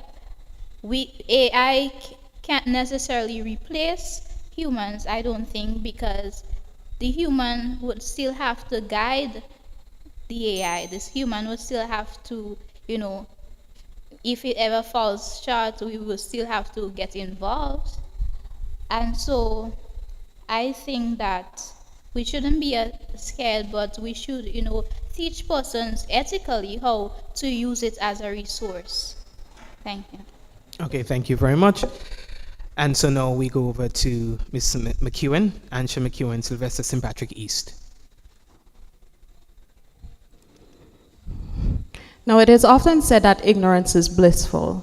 Ignorance is not blissful, it is dangerous. So instead of us trying to beat AI as it comes in and shun technology, shouldn't we instead invest time and money into understanding the creative potential of technology and AI use? Shouldn't we try to harness that potential and use it to our advantage as human beings? In that light, I would suggest training for educators and students as to how we can maximize the returns and outcome from the use of AI and technology. The experience of COVID-19 really caused us to get out of our shell. Educators who were 20 plus years in the system had to find ways to engage students through technology, something that we never thought we would see. But what happened thereafter? We just kind of fell off. Will technology and AI use go away? It will not. It's coming, and it's going to awaken us rudely if we don't look up to it. I also want to preach for the avoidance of chastisement for the use of AI content generators such as ChatGPT in making professional submissions in the classroom setting. Instead, we ought to find ways of establishing reasonable Again, reasonable compromise for our students. So, a teacher can suggest a student use 25% AI, 75% of their own work, as opposed to saying, do not use ChatGPT. AI and technology in the school setting is real. We have already invested millions into the purchasing of tablets and computers for the use of our students. We have the tools already. Is it so hard to develop on what is already in existence? As a teacher, it is so difficult having a class of 40-something young ladies at the Anglican High School, 4 Form 2s, and you have to go through marking those papers. You then have to make lesson plans. Have we heard about co-pilots? Why can't we adjust the layout of our teaching plans? These are just some suggestions to improve the use of technology and AI in our daily deliberations. Thank you very much. And we now accept your contributions in Patrick East, Shanita Shade. Okay, so firstly, AI and technology on a whole is coming in faster than Hurricane Beryl came in.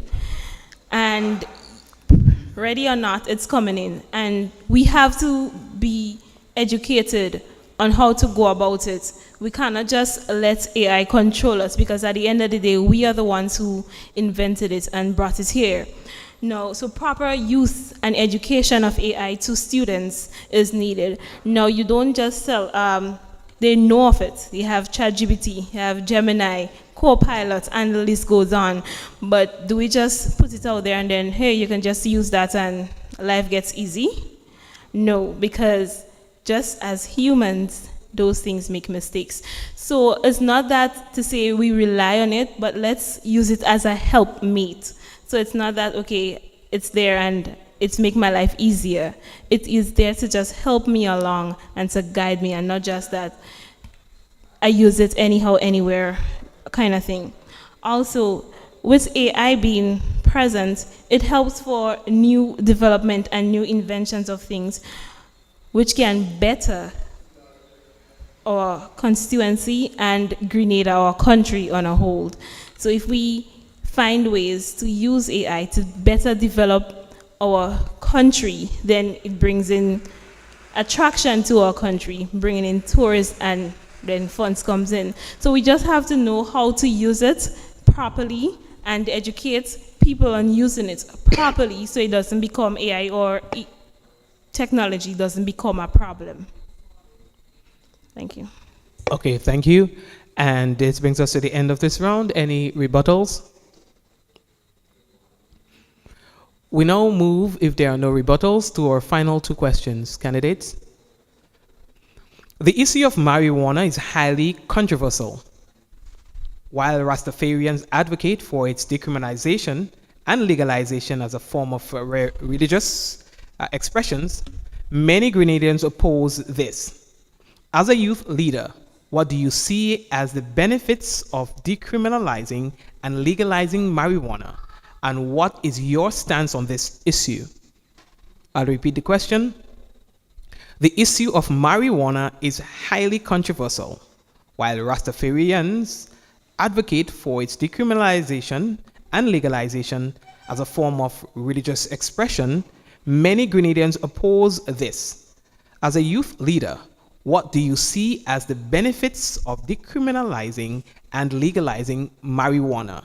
And what is your stance on this issue? So for this question, I'll go over to Ms. Shanita Shade, St. Patrick East, for your response.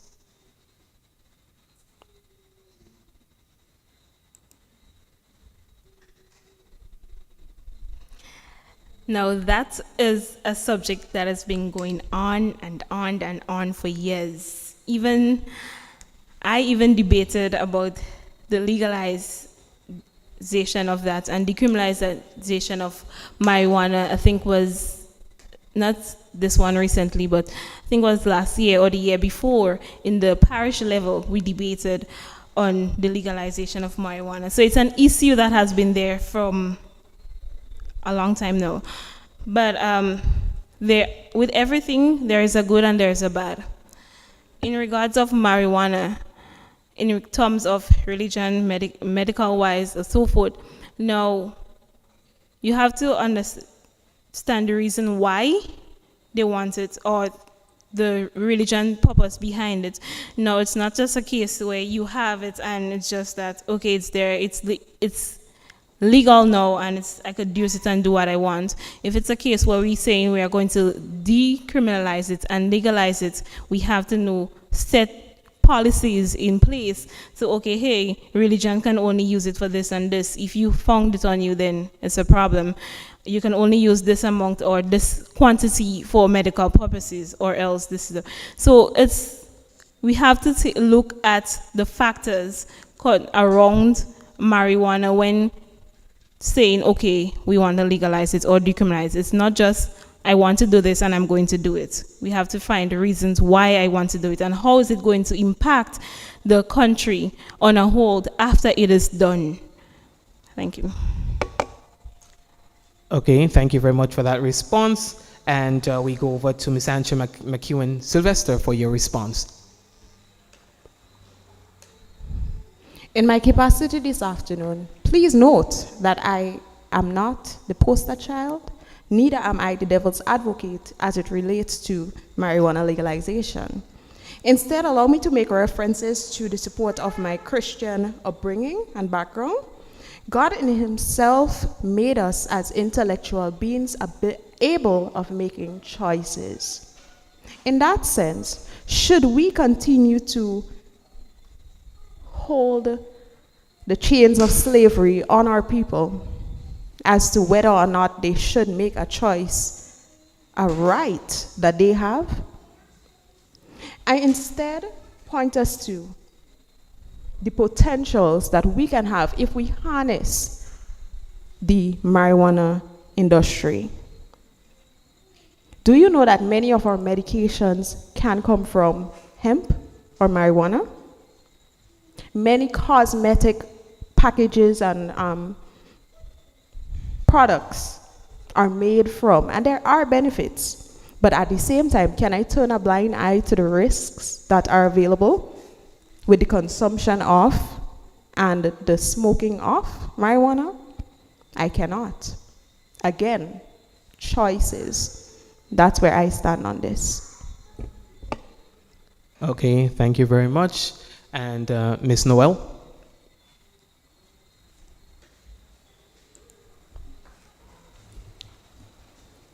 When it comes to the topic of marijuana and legalizing it or decriminalizing it, I would say that it is an industry that we can tap into.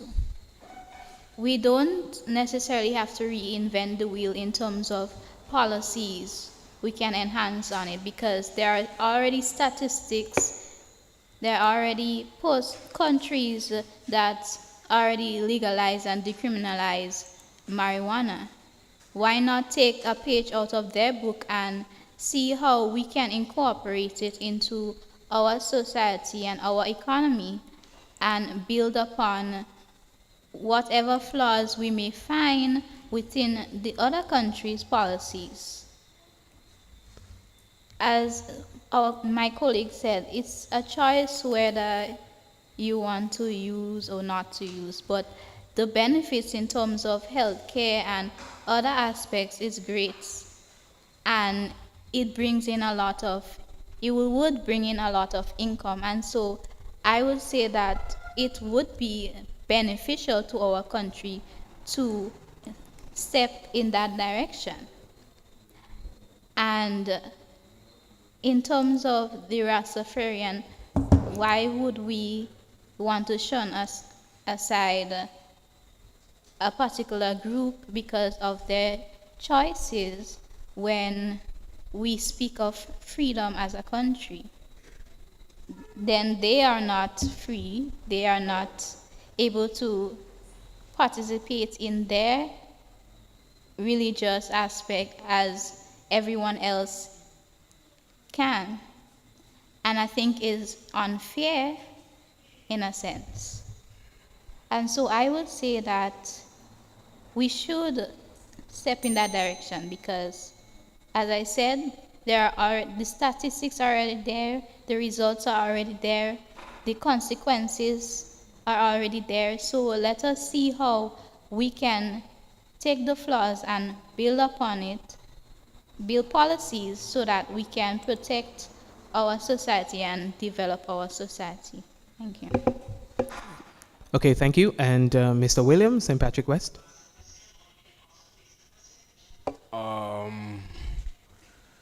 Marijuana.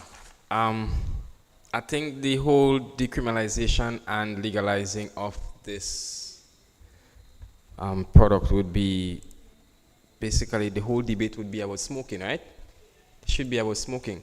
That's why the Rastafarians are trying to get it legalized, and whoever else is trying to get it legalized is because they want to smoke free, right? But marijuana is not only for smoking. There are many chemicals in marijuana that are proven to be helpful to the body, very helpful, in fact. Like my colleague said, there are many products that are created from marijuana that are very beneficial to the human body.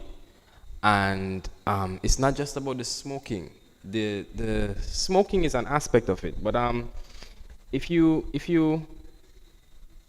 draw marijuana as tea and drink it, you're actually revitalizing your body. There are many researches, many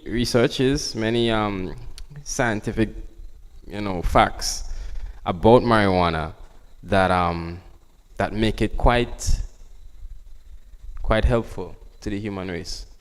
So, personally, in my opinion, I think they should decriminalize marijuana. I think they should legalize it, right? Whether they want to put sanctions on it, like, okay, you're not supposed to have this amount, or you're not supposed to have that amount, or you can only be, allowed 1 tree, 2 trees, 3 trees, whatever, But it should be decriminalized. It should be legalized, personally. Okay, thank you. This brings us to the end of this round for this question. Any rebuttals? Not a rebuttal, but an invitation to my colleague for us to just sit. I like to edify myself. I like to seek knowledge. I just want us to have a sitting, peaceful sitting, wherein we can discuss those research that are available. Okay. Okay. Is the invitation accepted, Mr. Williams? Much obliged. Okay, great. All right. And candidates, we now move to our final question. Now, gun violence is becoming a significant concern in Grenada. What are your recommendations for controlling gun violence in the country? I'll repeat the question. Gun violence is becoming a significant concern in Grenada. What are your recommendations for controlling gun violence in the country? This question we will pose first to the candidate for St. Patrick West, Zinzi Noel.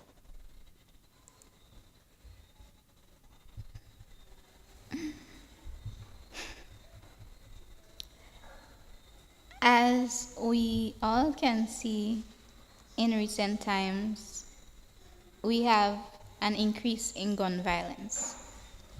And the first question I ask myself is why? Where are we getting the guns from? Because as far as my knowledge stems, we are not allowed to sell.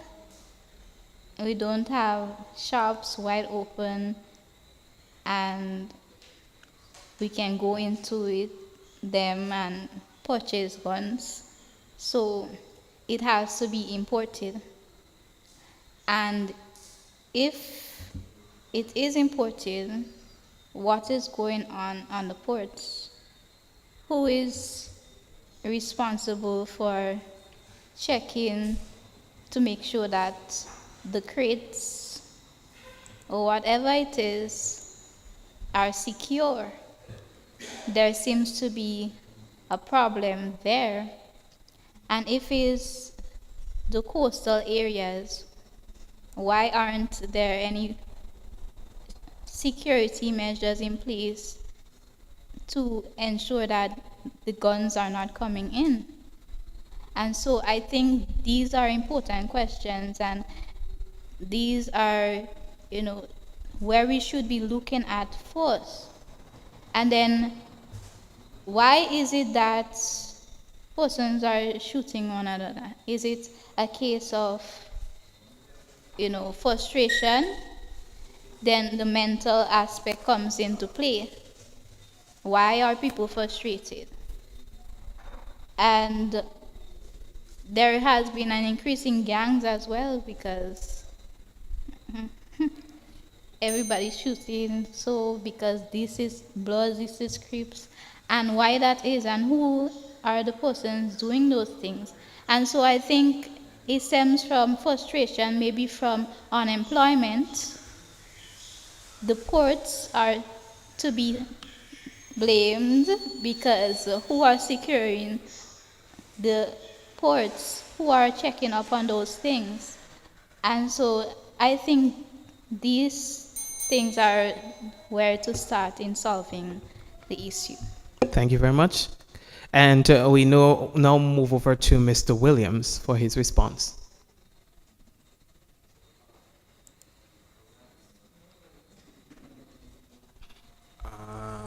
Gun violence.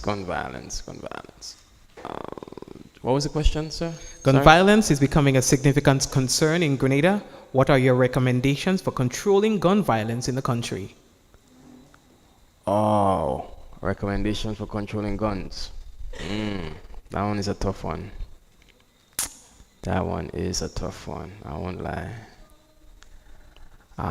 There are a number of recommendations, but at the end of the day, it's the implementation of those recommendations. So, for example, just like my colleague said, you find out where the guns are coming from. Now, to find out where the guns are coming from, it would mean a lot of investigating, right? It would mean a lot of uncovering of many skeletons that would be in many closets. And it would be like, are you familiar with the case in America with the rapper P. Diddy right now? And the link that he has? So he's going down and he's taking everybody else with him. So that would be the case if you have to stop the guns from coming into Grenada. You uncover who is the head, and basically you find out who they're involved with. So it's a whole set of corruption, and that would take a little while. But that's one of the ways, right? There are other ways that we can. The amnesty, for example, that the government proposed. The amnesty, it was a good initiative, but it failed miserably, simply because there wasn't any incentive for one. Incentive meaning that they didn't offer like a reward, basically, for whoever was owning the guns. I mean, I won't have, personally, Mr. Moderator, I wouldn't have my gun, and you come in and tell me to give up my gun, or if I don't give up my gun, I'm going to spend so amount of years. Well, you get a point. Well, I'm not sure if I may interject, you can incentivize, if we are to take what you're saying, you will be incentivizing the importation of the guns itself if you're rewarding people to hand it over. Don't you think? Definitely. Yes. Okay. That's time? Really? Okay, so we'll move over to our next candidate. So here comes Ms. Ansha McEwen Sylvester to give her response.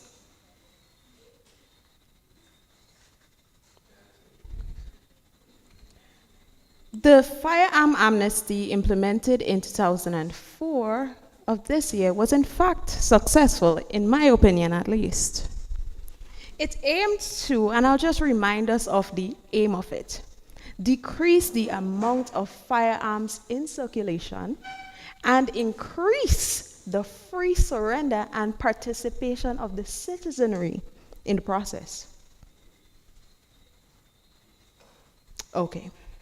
Now, if I tell you this, I hope you believe. 1-1 cocoa still filling baskets. So, while the results were not as explosive as we would have liked them to, just one bullet coming off of the street was a success. In fact, imagine, without any form of financial or tangible reward being offered, several rounds of ammunition and handheld devices were collected. I wonder where, you know what, let's not go down that rabbit hole.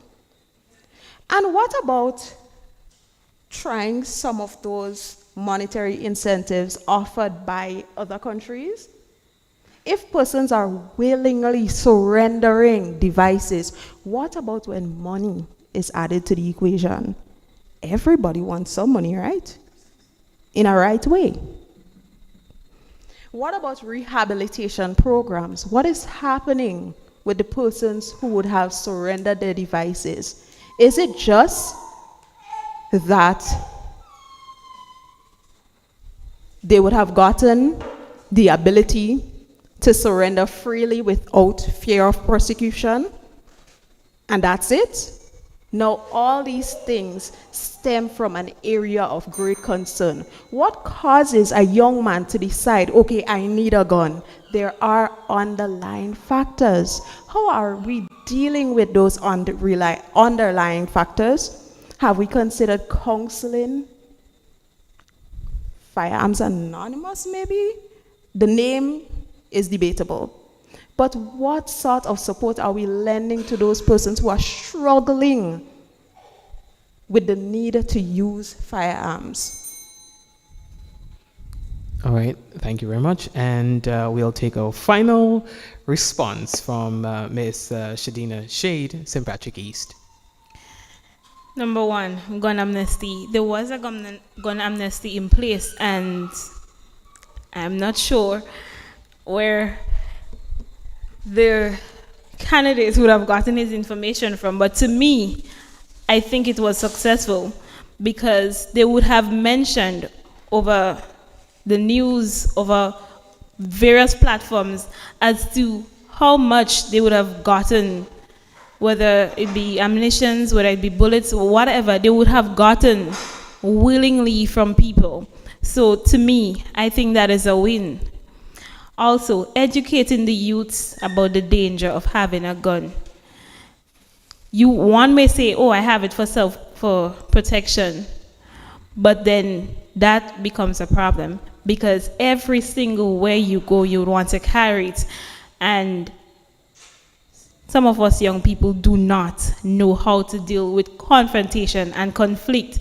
And the moment somebody brings up an argument or wants to fight me, I pull it out because I have it for self-defense. Can't I solve that conflict without using my gun? Can't I solve my issue without pulling a trigger? Secondly, stricter policies when it comes to the ports. We receive a lot of crates and freights coming in. How efficient is the search on those crates? Do we know what is coming in them? This is one of the ways those guns enter the country, through the ports. We need stricter policies when it comes to that. Social gatherings and parties. No, you have to, just this year alone, you had to wonder if I am safe going to that brunch or if I am safe going to that birthday party, because you know that, hey, an incident happened there. What if I go there and a same incident happened? So we need stricter searching policies when it comes to parties. You can't just let anyone and anyone in without strict searching them properly, so you know that the people are having fun in a safe environment. Thank you.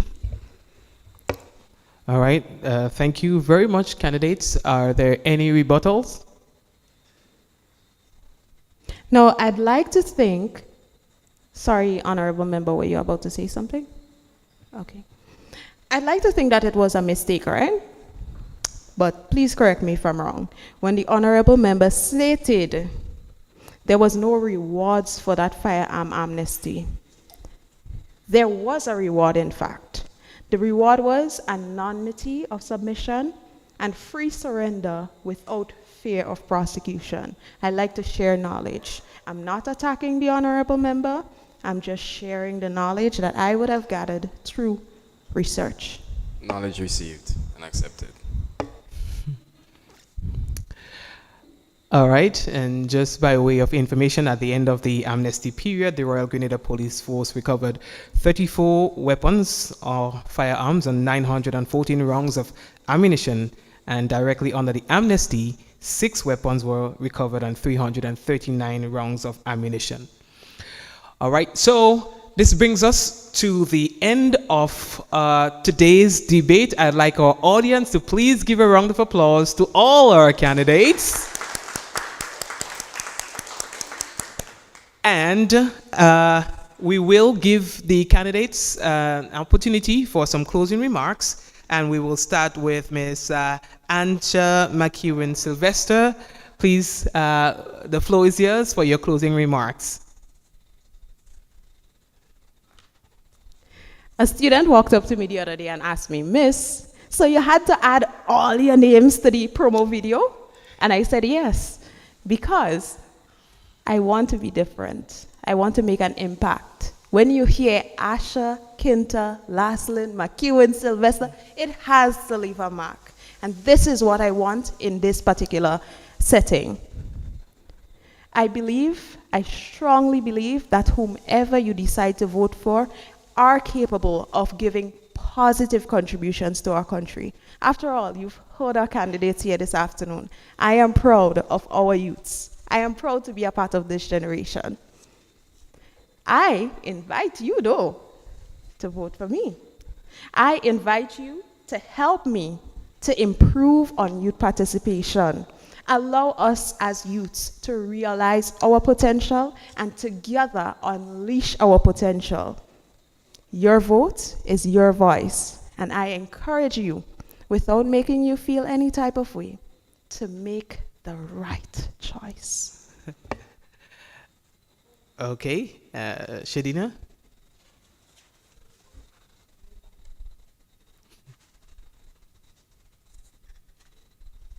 Okay, thank you so much for the opportunity of being here and voicing my concerns. And that is one of the reasons why I decided to take part in the Youth Parliament debate. It's not only for my love for debate, but I love speaking up for people. I currently attend the TAMCC in Tantine, and if you ask most of my classmates, they would tell you when they are afraid to speak up for themselves, I would willingly take up the role and speak up for themselves. And we did have speak up for them, sorry. And we had an incident like that once where a group of my classmates and myself were a part of an investing campaign that we have going on right now. There's an investing play game. And we had to miss class. And we thought that the chairperson would have told the teacher that, hey, this set of students would not be here. Unfortunately, that was not the case. And because the teacher saw it as disrespect that we left her class and not say, okay, I'm not coming for whatever reason, or I may be late for whatever reason. So she decided to take out her rage on giving it like a 0. And everybody was like, oh, how Miss could do that, Miss? And so I went to talk to the chair. I was like, sir, didn't you tell Miss that we were? And he was like, no. I said, well, Miss, I said, sir, that's affecting us negatively because we getting 0 just for not being there. So, and then he went and speak to her. So speaking up for the youths in my constituency is one of the things I am for sure going to do. So they can come to me with their issues, their problems. I cannot promise that I can solve all of it, but I would try my utmost best to hear their concerns and hear them out and find a solution that best fits for them. They have to understand that their vote is their key to their future. So once they vote for me, their future is locked. Okay, thank you very much. And the viewers, again, by way of information and for clarity, Mrs. McEwen Sylvester is going up against Miss Shade. So they are opponents, and although they look like colleagues, they are opponents actually, and only one of them possibly will be selected for this constituency. And we now move over to St. Patrick West for closing remarks, Mr. Sean Williams. Good night to everyone again. I just want to say thanks to everyone that came out to support. I want to say thank you to you, Mr. Moderator, for presenting the questions so cleanly, precisely, pristinely. I want to say thanks to the candidates for their joy, their enthusiasm, and their sharing of information. I'm running against Zinzi for St. Patrick's West, and my campaign policy, one of my campaign policies would be youth in agriculture. I would like to highlight youth in agriculture. I want to work with the youths in the agricultural field, get them involved, make it a little more inviting, make it a little more incentivizing for them, right? So that would be one of my focus, basically. But this, I love this.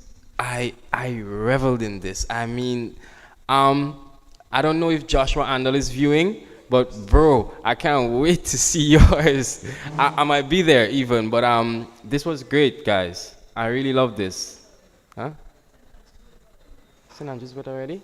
Seriously? Oh, sorry, my bad. Mr. Moderator, and the Miss Prince and Miss Edwards, thank you guys. I love this. I wish I could do this again soon, you know, but I enjoyed this. Thanks a lot for tonight. All right. Thank you. Thank you very much, Mr. Williams. And Zinzi Noel.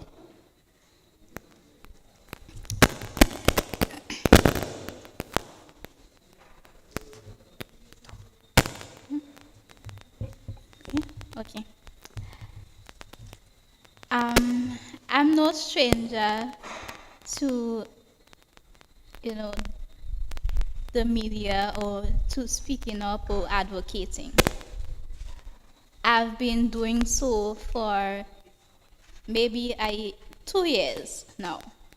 And I would like to continue doing so because a lot of issues are very important to me and to the youth. And I want to be that voice.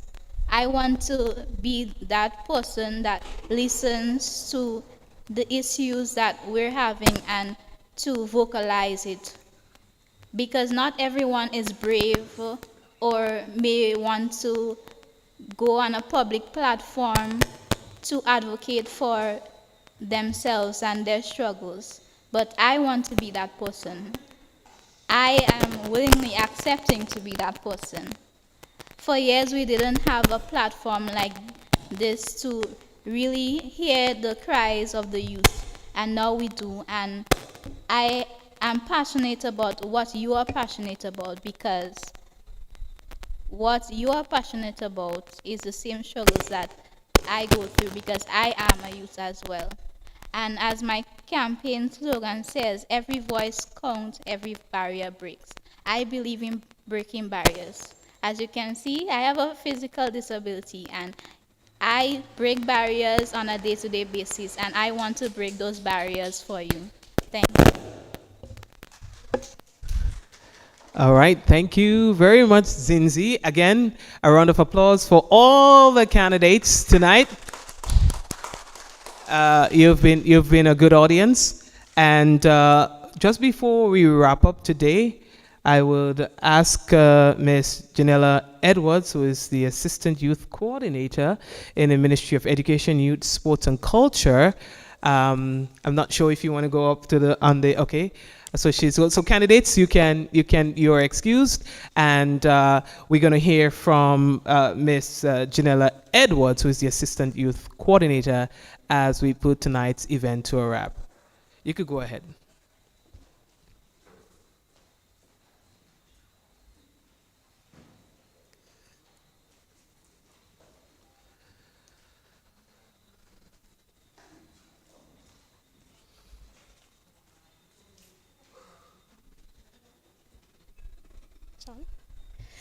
Just a bit of clarification, Mikey is the Ministry of Youth and Sports, not Education. All right, so good evening, everyone. Parliamentary Secretary within the Ministry of Youth and Sports, Senator Sovell Francis. Permanent Secretary within the Ministry of Youth and Sports, Miss Kim Frederick. It is my pleasure to welcome you to St. Patrick for the very first candidacy debate featuring all the National Youth Parliament candidates from St. Patrick. As a former youth parliamentarian, I must say I am very excited about the changes that the Ministry of Youth and Sports has made to the National Youth Parliament program, particularly the introduction of the national youth elections, where parish-level youth parliamentarians were selected to participate in the first ever national youth election. Right? So once elected, these national youth parliamentarians will commit to a 2-year program. This includes ongoing leadership training, enrollment in a mentorship program, financial support for community initiatives, and financial assistance to prepare the national youth parliamentarians for sit-ins throughout the year. Our national youth parliamentarians will advocate on behalf of young people and for young people. And tonight's debate was an opportunity for them to share their vision for Grenada's development. Each candidate showcased their plans and demonstrated a strong commitment to serving the youth of St. Patrick. It was truly an enlightening discussion, and I commend all of the candidates for their thorough research and for representing themselves with excellence. We are honored to have the Permanent Secretary within the Ministry of Youth and Sports here with us tonight, Ms. Kim Frederick. So I now invite PS to offer some brief remarks.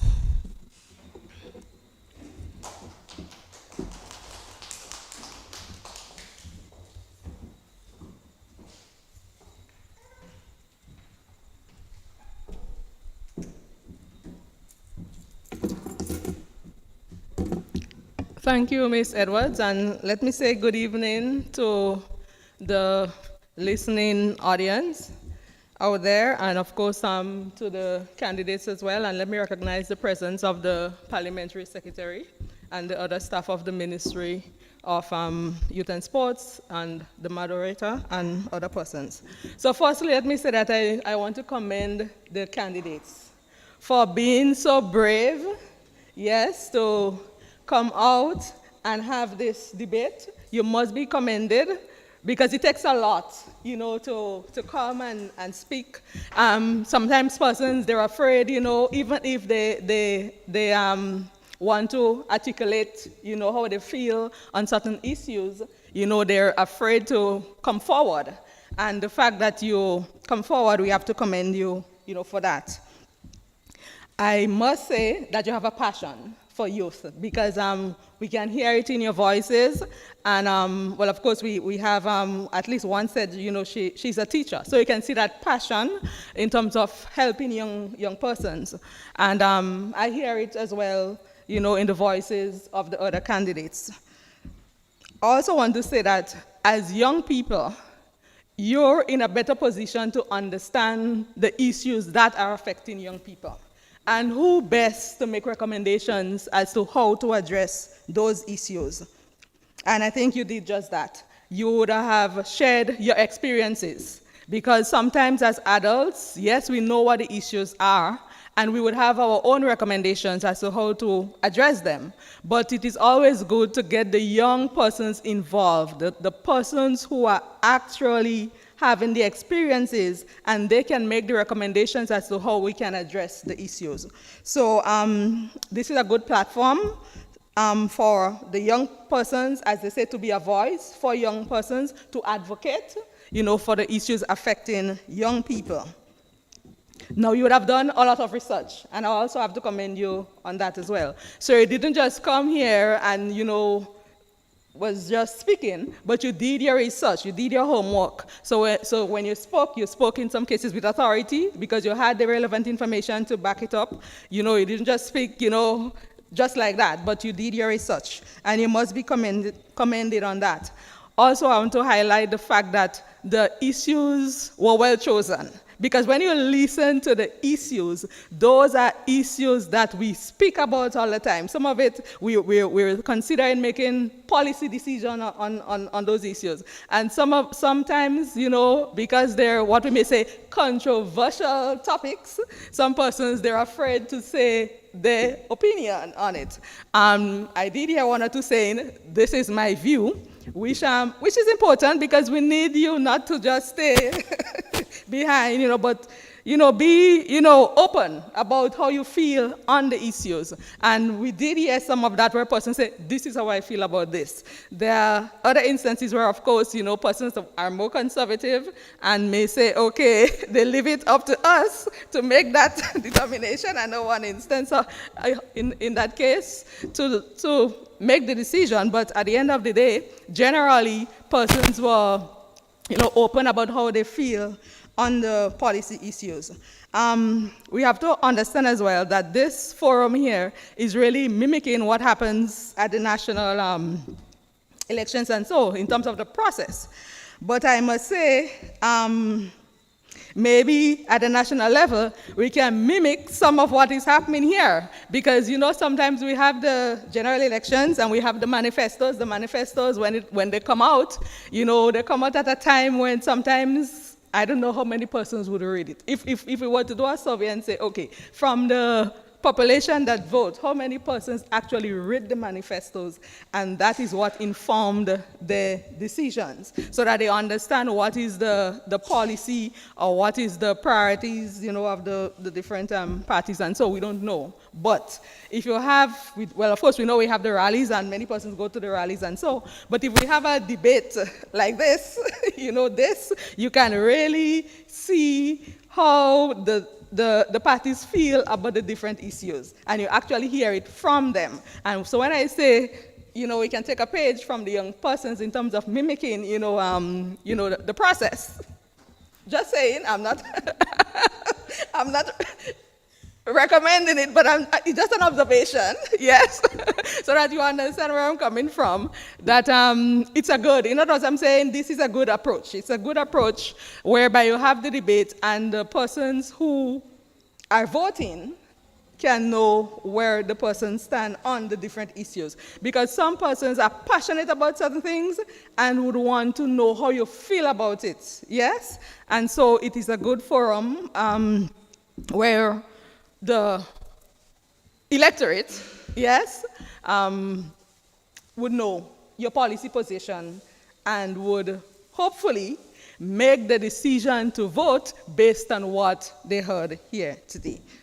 In addition to, of course, the ads that's going out and you know, the persons saying, you know, what they will do and all of that. But it's a good way to encourage persons. So I just want to say here that this debate, from what I would have heard, I would say it was very good. And St. Patrick's has set the tone for what's to come, because this is the first, of course. So we've set the bar. And the others, when I say we,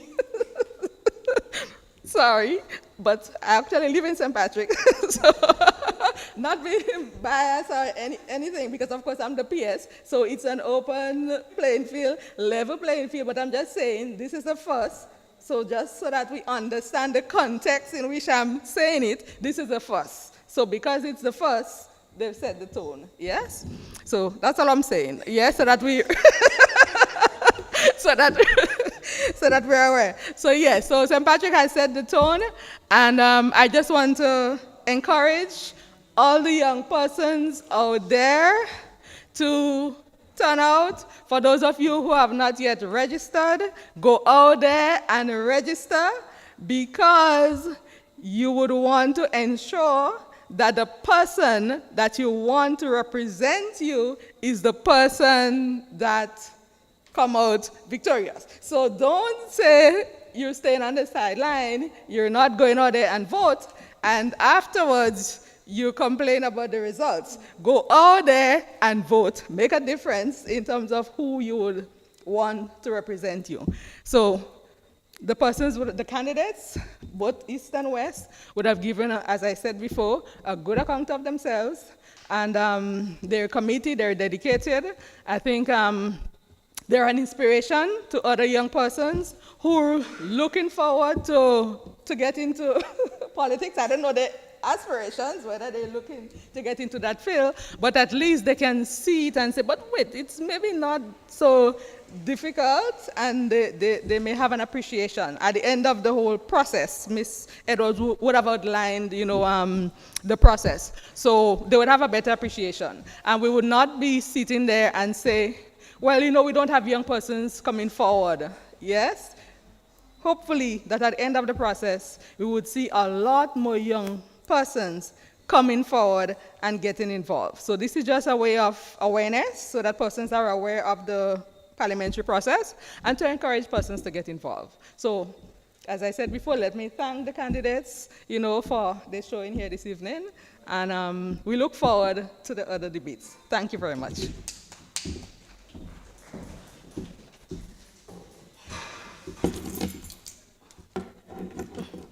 Thank you very much, PS, and thank you for being here. And just maybe, we may see national debates in the future during national elections, right? I'm hopeful. So we also have with us today a dedicated advocate for youth development in Grenada, the Honorable Soville Francis. So I now invite her to offer some brief remarks.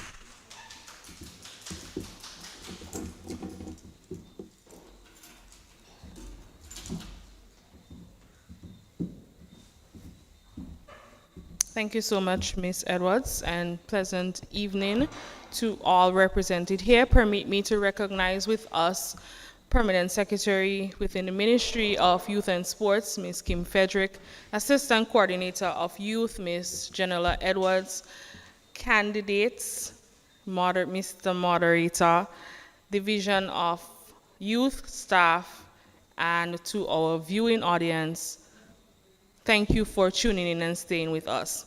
Now, I must admit, and I think Ms. Edwards probably feels the same way as a former National Youth Parliamentarian, I am jealous. This is something that I've lobbied for when I was a National Youth Parliamentarian, and to see it come to fruition, it is indeed a joy and a pleasure to see the magnitude of how much the Youth Parliament program has grown and how much it will continue to grow. So the opportunity that you had here, please do not take it for granted, because we wish we had it, right? And I can see myself coming up against Ms. Edwards in the past. We've debated in this very same room on issues of national importance that affect us as young people. And do you think we can probably still have that? I mean, it's not too late, right? We can have a redo, yeah? But I also want to, before I continue, commend the candidates for a very respectful debate. There's somewhere in the Bible, I think is in Isaiah, where it says, and a child shall lead them. I mean, you are not children, but you are young, and it means that you are the future. And the respect, the mannerism, the attitude, the tone, the way how you were able to rebut with respect, it says a lot about the quality of young people that we have in our society. And I believe that the senior parliamentarians can and should take a page from your book as to how we can be civil but still discuss things of national importance to better serve and set an example for you and the future of our country. So I really want to commend you for that level of respect and healthy debate that you presented to us. I want to also express that I observed that there were a lot of research going into what you delivered here to us. I want you to continue to harness the power of research. It is the only way that we are able to make informed decisions, provide recommendations, and those recommendations can in turn turn out to be the policies that we develop from the Ministry of Youth and as a part of the government to better serve you, our young people. So I want you to continue to harness the power of research. And I know during your debate you spoke about the AI technology and the advancement of technology and how we can harness that. So I implore upon you to continue utilizing the technology and all the research opportunities and avenues that we have to better help us help you. On behalf of the Ministry of Youth and Sports, I want to, and behalf of our Minister, Ms. Thomas, I want to thank you so much for the passion that you have within you to serve. And I know for a fact that it takes a lot to come and stand before a live audience. Now, we are no stranger to social media live platforms, and we know the things that people can say. And it takes a lot to stand before any audience, to present yourself that way and think on the spot without having to go into your phone or on a laptop or any device to get the information, but to stand here confidently and present that information. It takes a lot.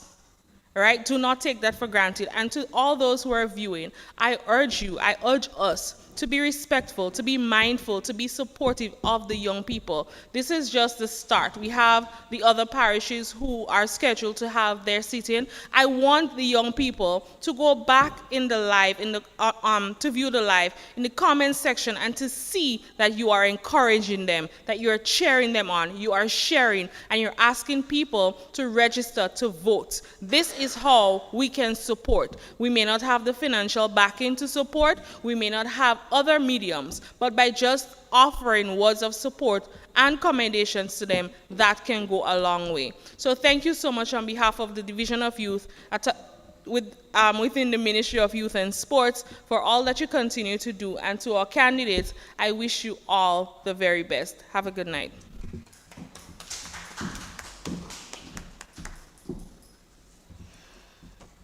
Thank you very much, Ms. Francis, Parliamentary Secretary within the Ministry of Youth and Sports. So before we close, I would like to highlight some upcoming events from the Ministry of Youth and Sports. On Thursday, October 24th, that's tomorrow, the Division of Youth will host its second Youth Talk meeting, providing a platform for young people to ask questions, share ideas, and engage with our leaders. And that Youth Talk will be at GBSS. Then on Sunday, October 27th, Youth Talk will head to Wester Hall, St. David. We encourage all young persons from the parish to attend, and this is your chance to be heard. Remember, your ideas matter, and your leaders are eager to listen. As a reminder, registration for the National Youth Election is open until November 22nd, 2024. To register to vote, visit the website youthelections.gov.gd. Finally, ladies and gentlemen, I am pleased to introduce for the final time before we leave the candidates for St. Patrick's East and West, and I will just ask them to take a bow when I call your name. St. Patrick's East, Miss Asha McEwen Sylvester. Her campaign slogan, empowering young people, unleashing our potential, embracing our destiny. Asha is passionate about youth participation and leadership. Just step forward. She is also passionate about healthcare and education. Asha is a member of the Uniformed Clubs of the Grenada Conference of Seventh-day Adventists and is an active member in the Montrose Project Incorporation. So let's put our hands together for Ms. McEwen. For the final time, I present Ms. Shanita Shade. Her campaign slogan, inspiring youth, transforming futures. Her focus is on community development, unity, mental health awareness. Shanita is a member of the Pathfinder Club and is a netballer. Your candidates for St. Patrick West, we have with us Ms. Zinzi Noel.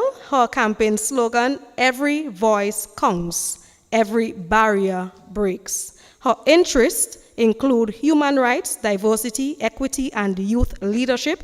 Zinzi is involved with the Advocacy Grenada Incorporation. She is also involved in the UN Youth Advisory Group for Barbados and the OECS. She's also a part of the Toastmasters International. So let's put our hands together for Ms. Noel. Finally, the lone gentleman, Mr. Sean Williams. His campaign slogan, Strong Youth Participation for a Brighter Future. He is interested in historical and contemporary studies, chess, and sustainable agriculture. Let's put our hands together for Sean Williams. So these are your candidates for St. Patrick's East and West. Remember, on December 5th, young people from St. Patrick, you will decide who you want to represent your interests at the national youth election. Thank you to our moderator, Mr. Mikey, for guiding tonight's debate with excellence, and we look forward to seeing you at the upcoming debates. Thank you, everyone. Safe journey home. Have a good night.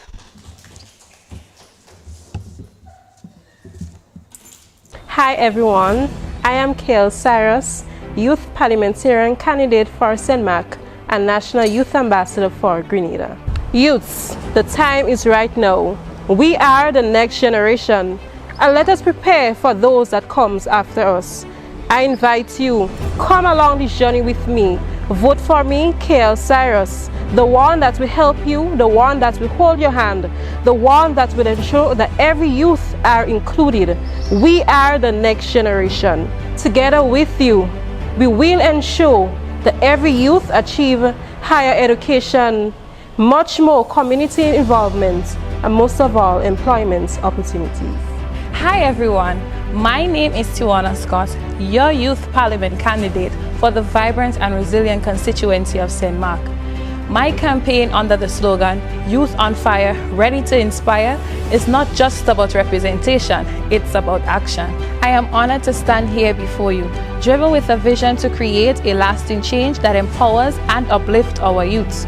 I, Tiwana Scott, will work tirelessly to implement initiatives that focuses on mental health awareness, skill building, and more opportunities for our young people to showcase their talents and abilities, whether through sports, creative events, or practical workshop. My goal is to impact and equip the next generation to lead, to contribute, and to strive.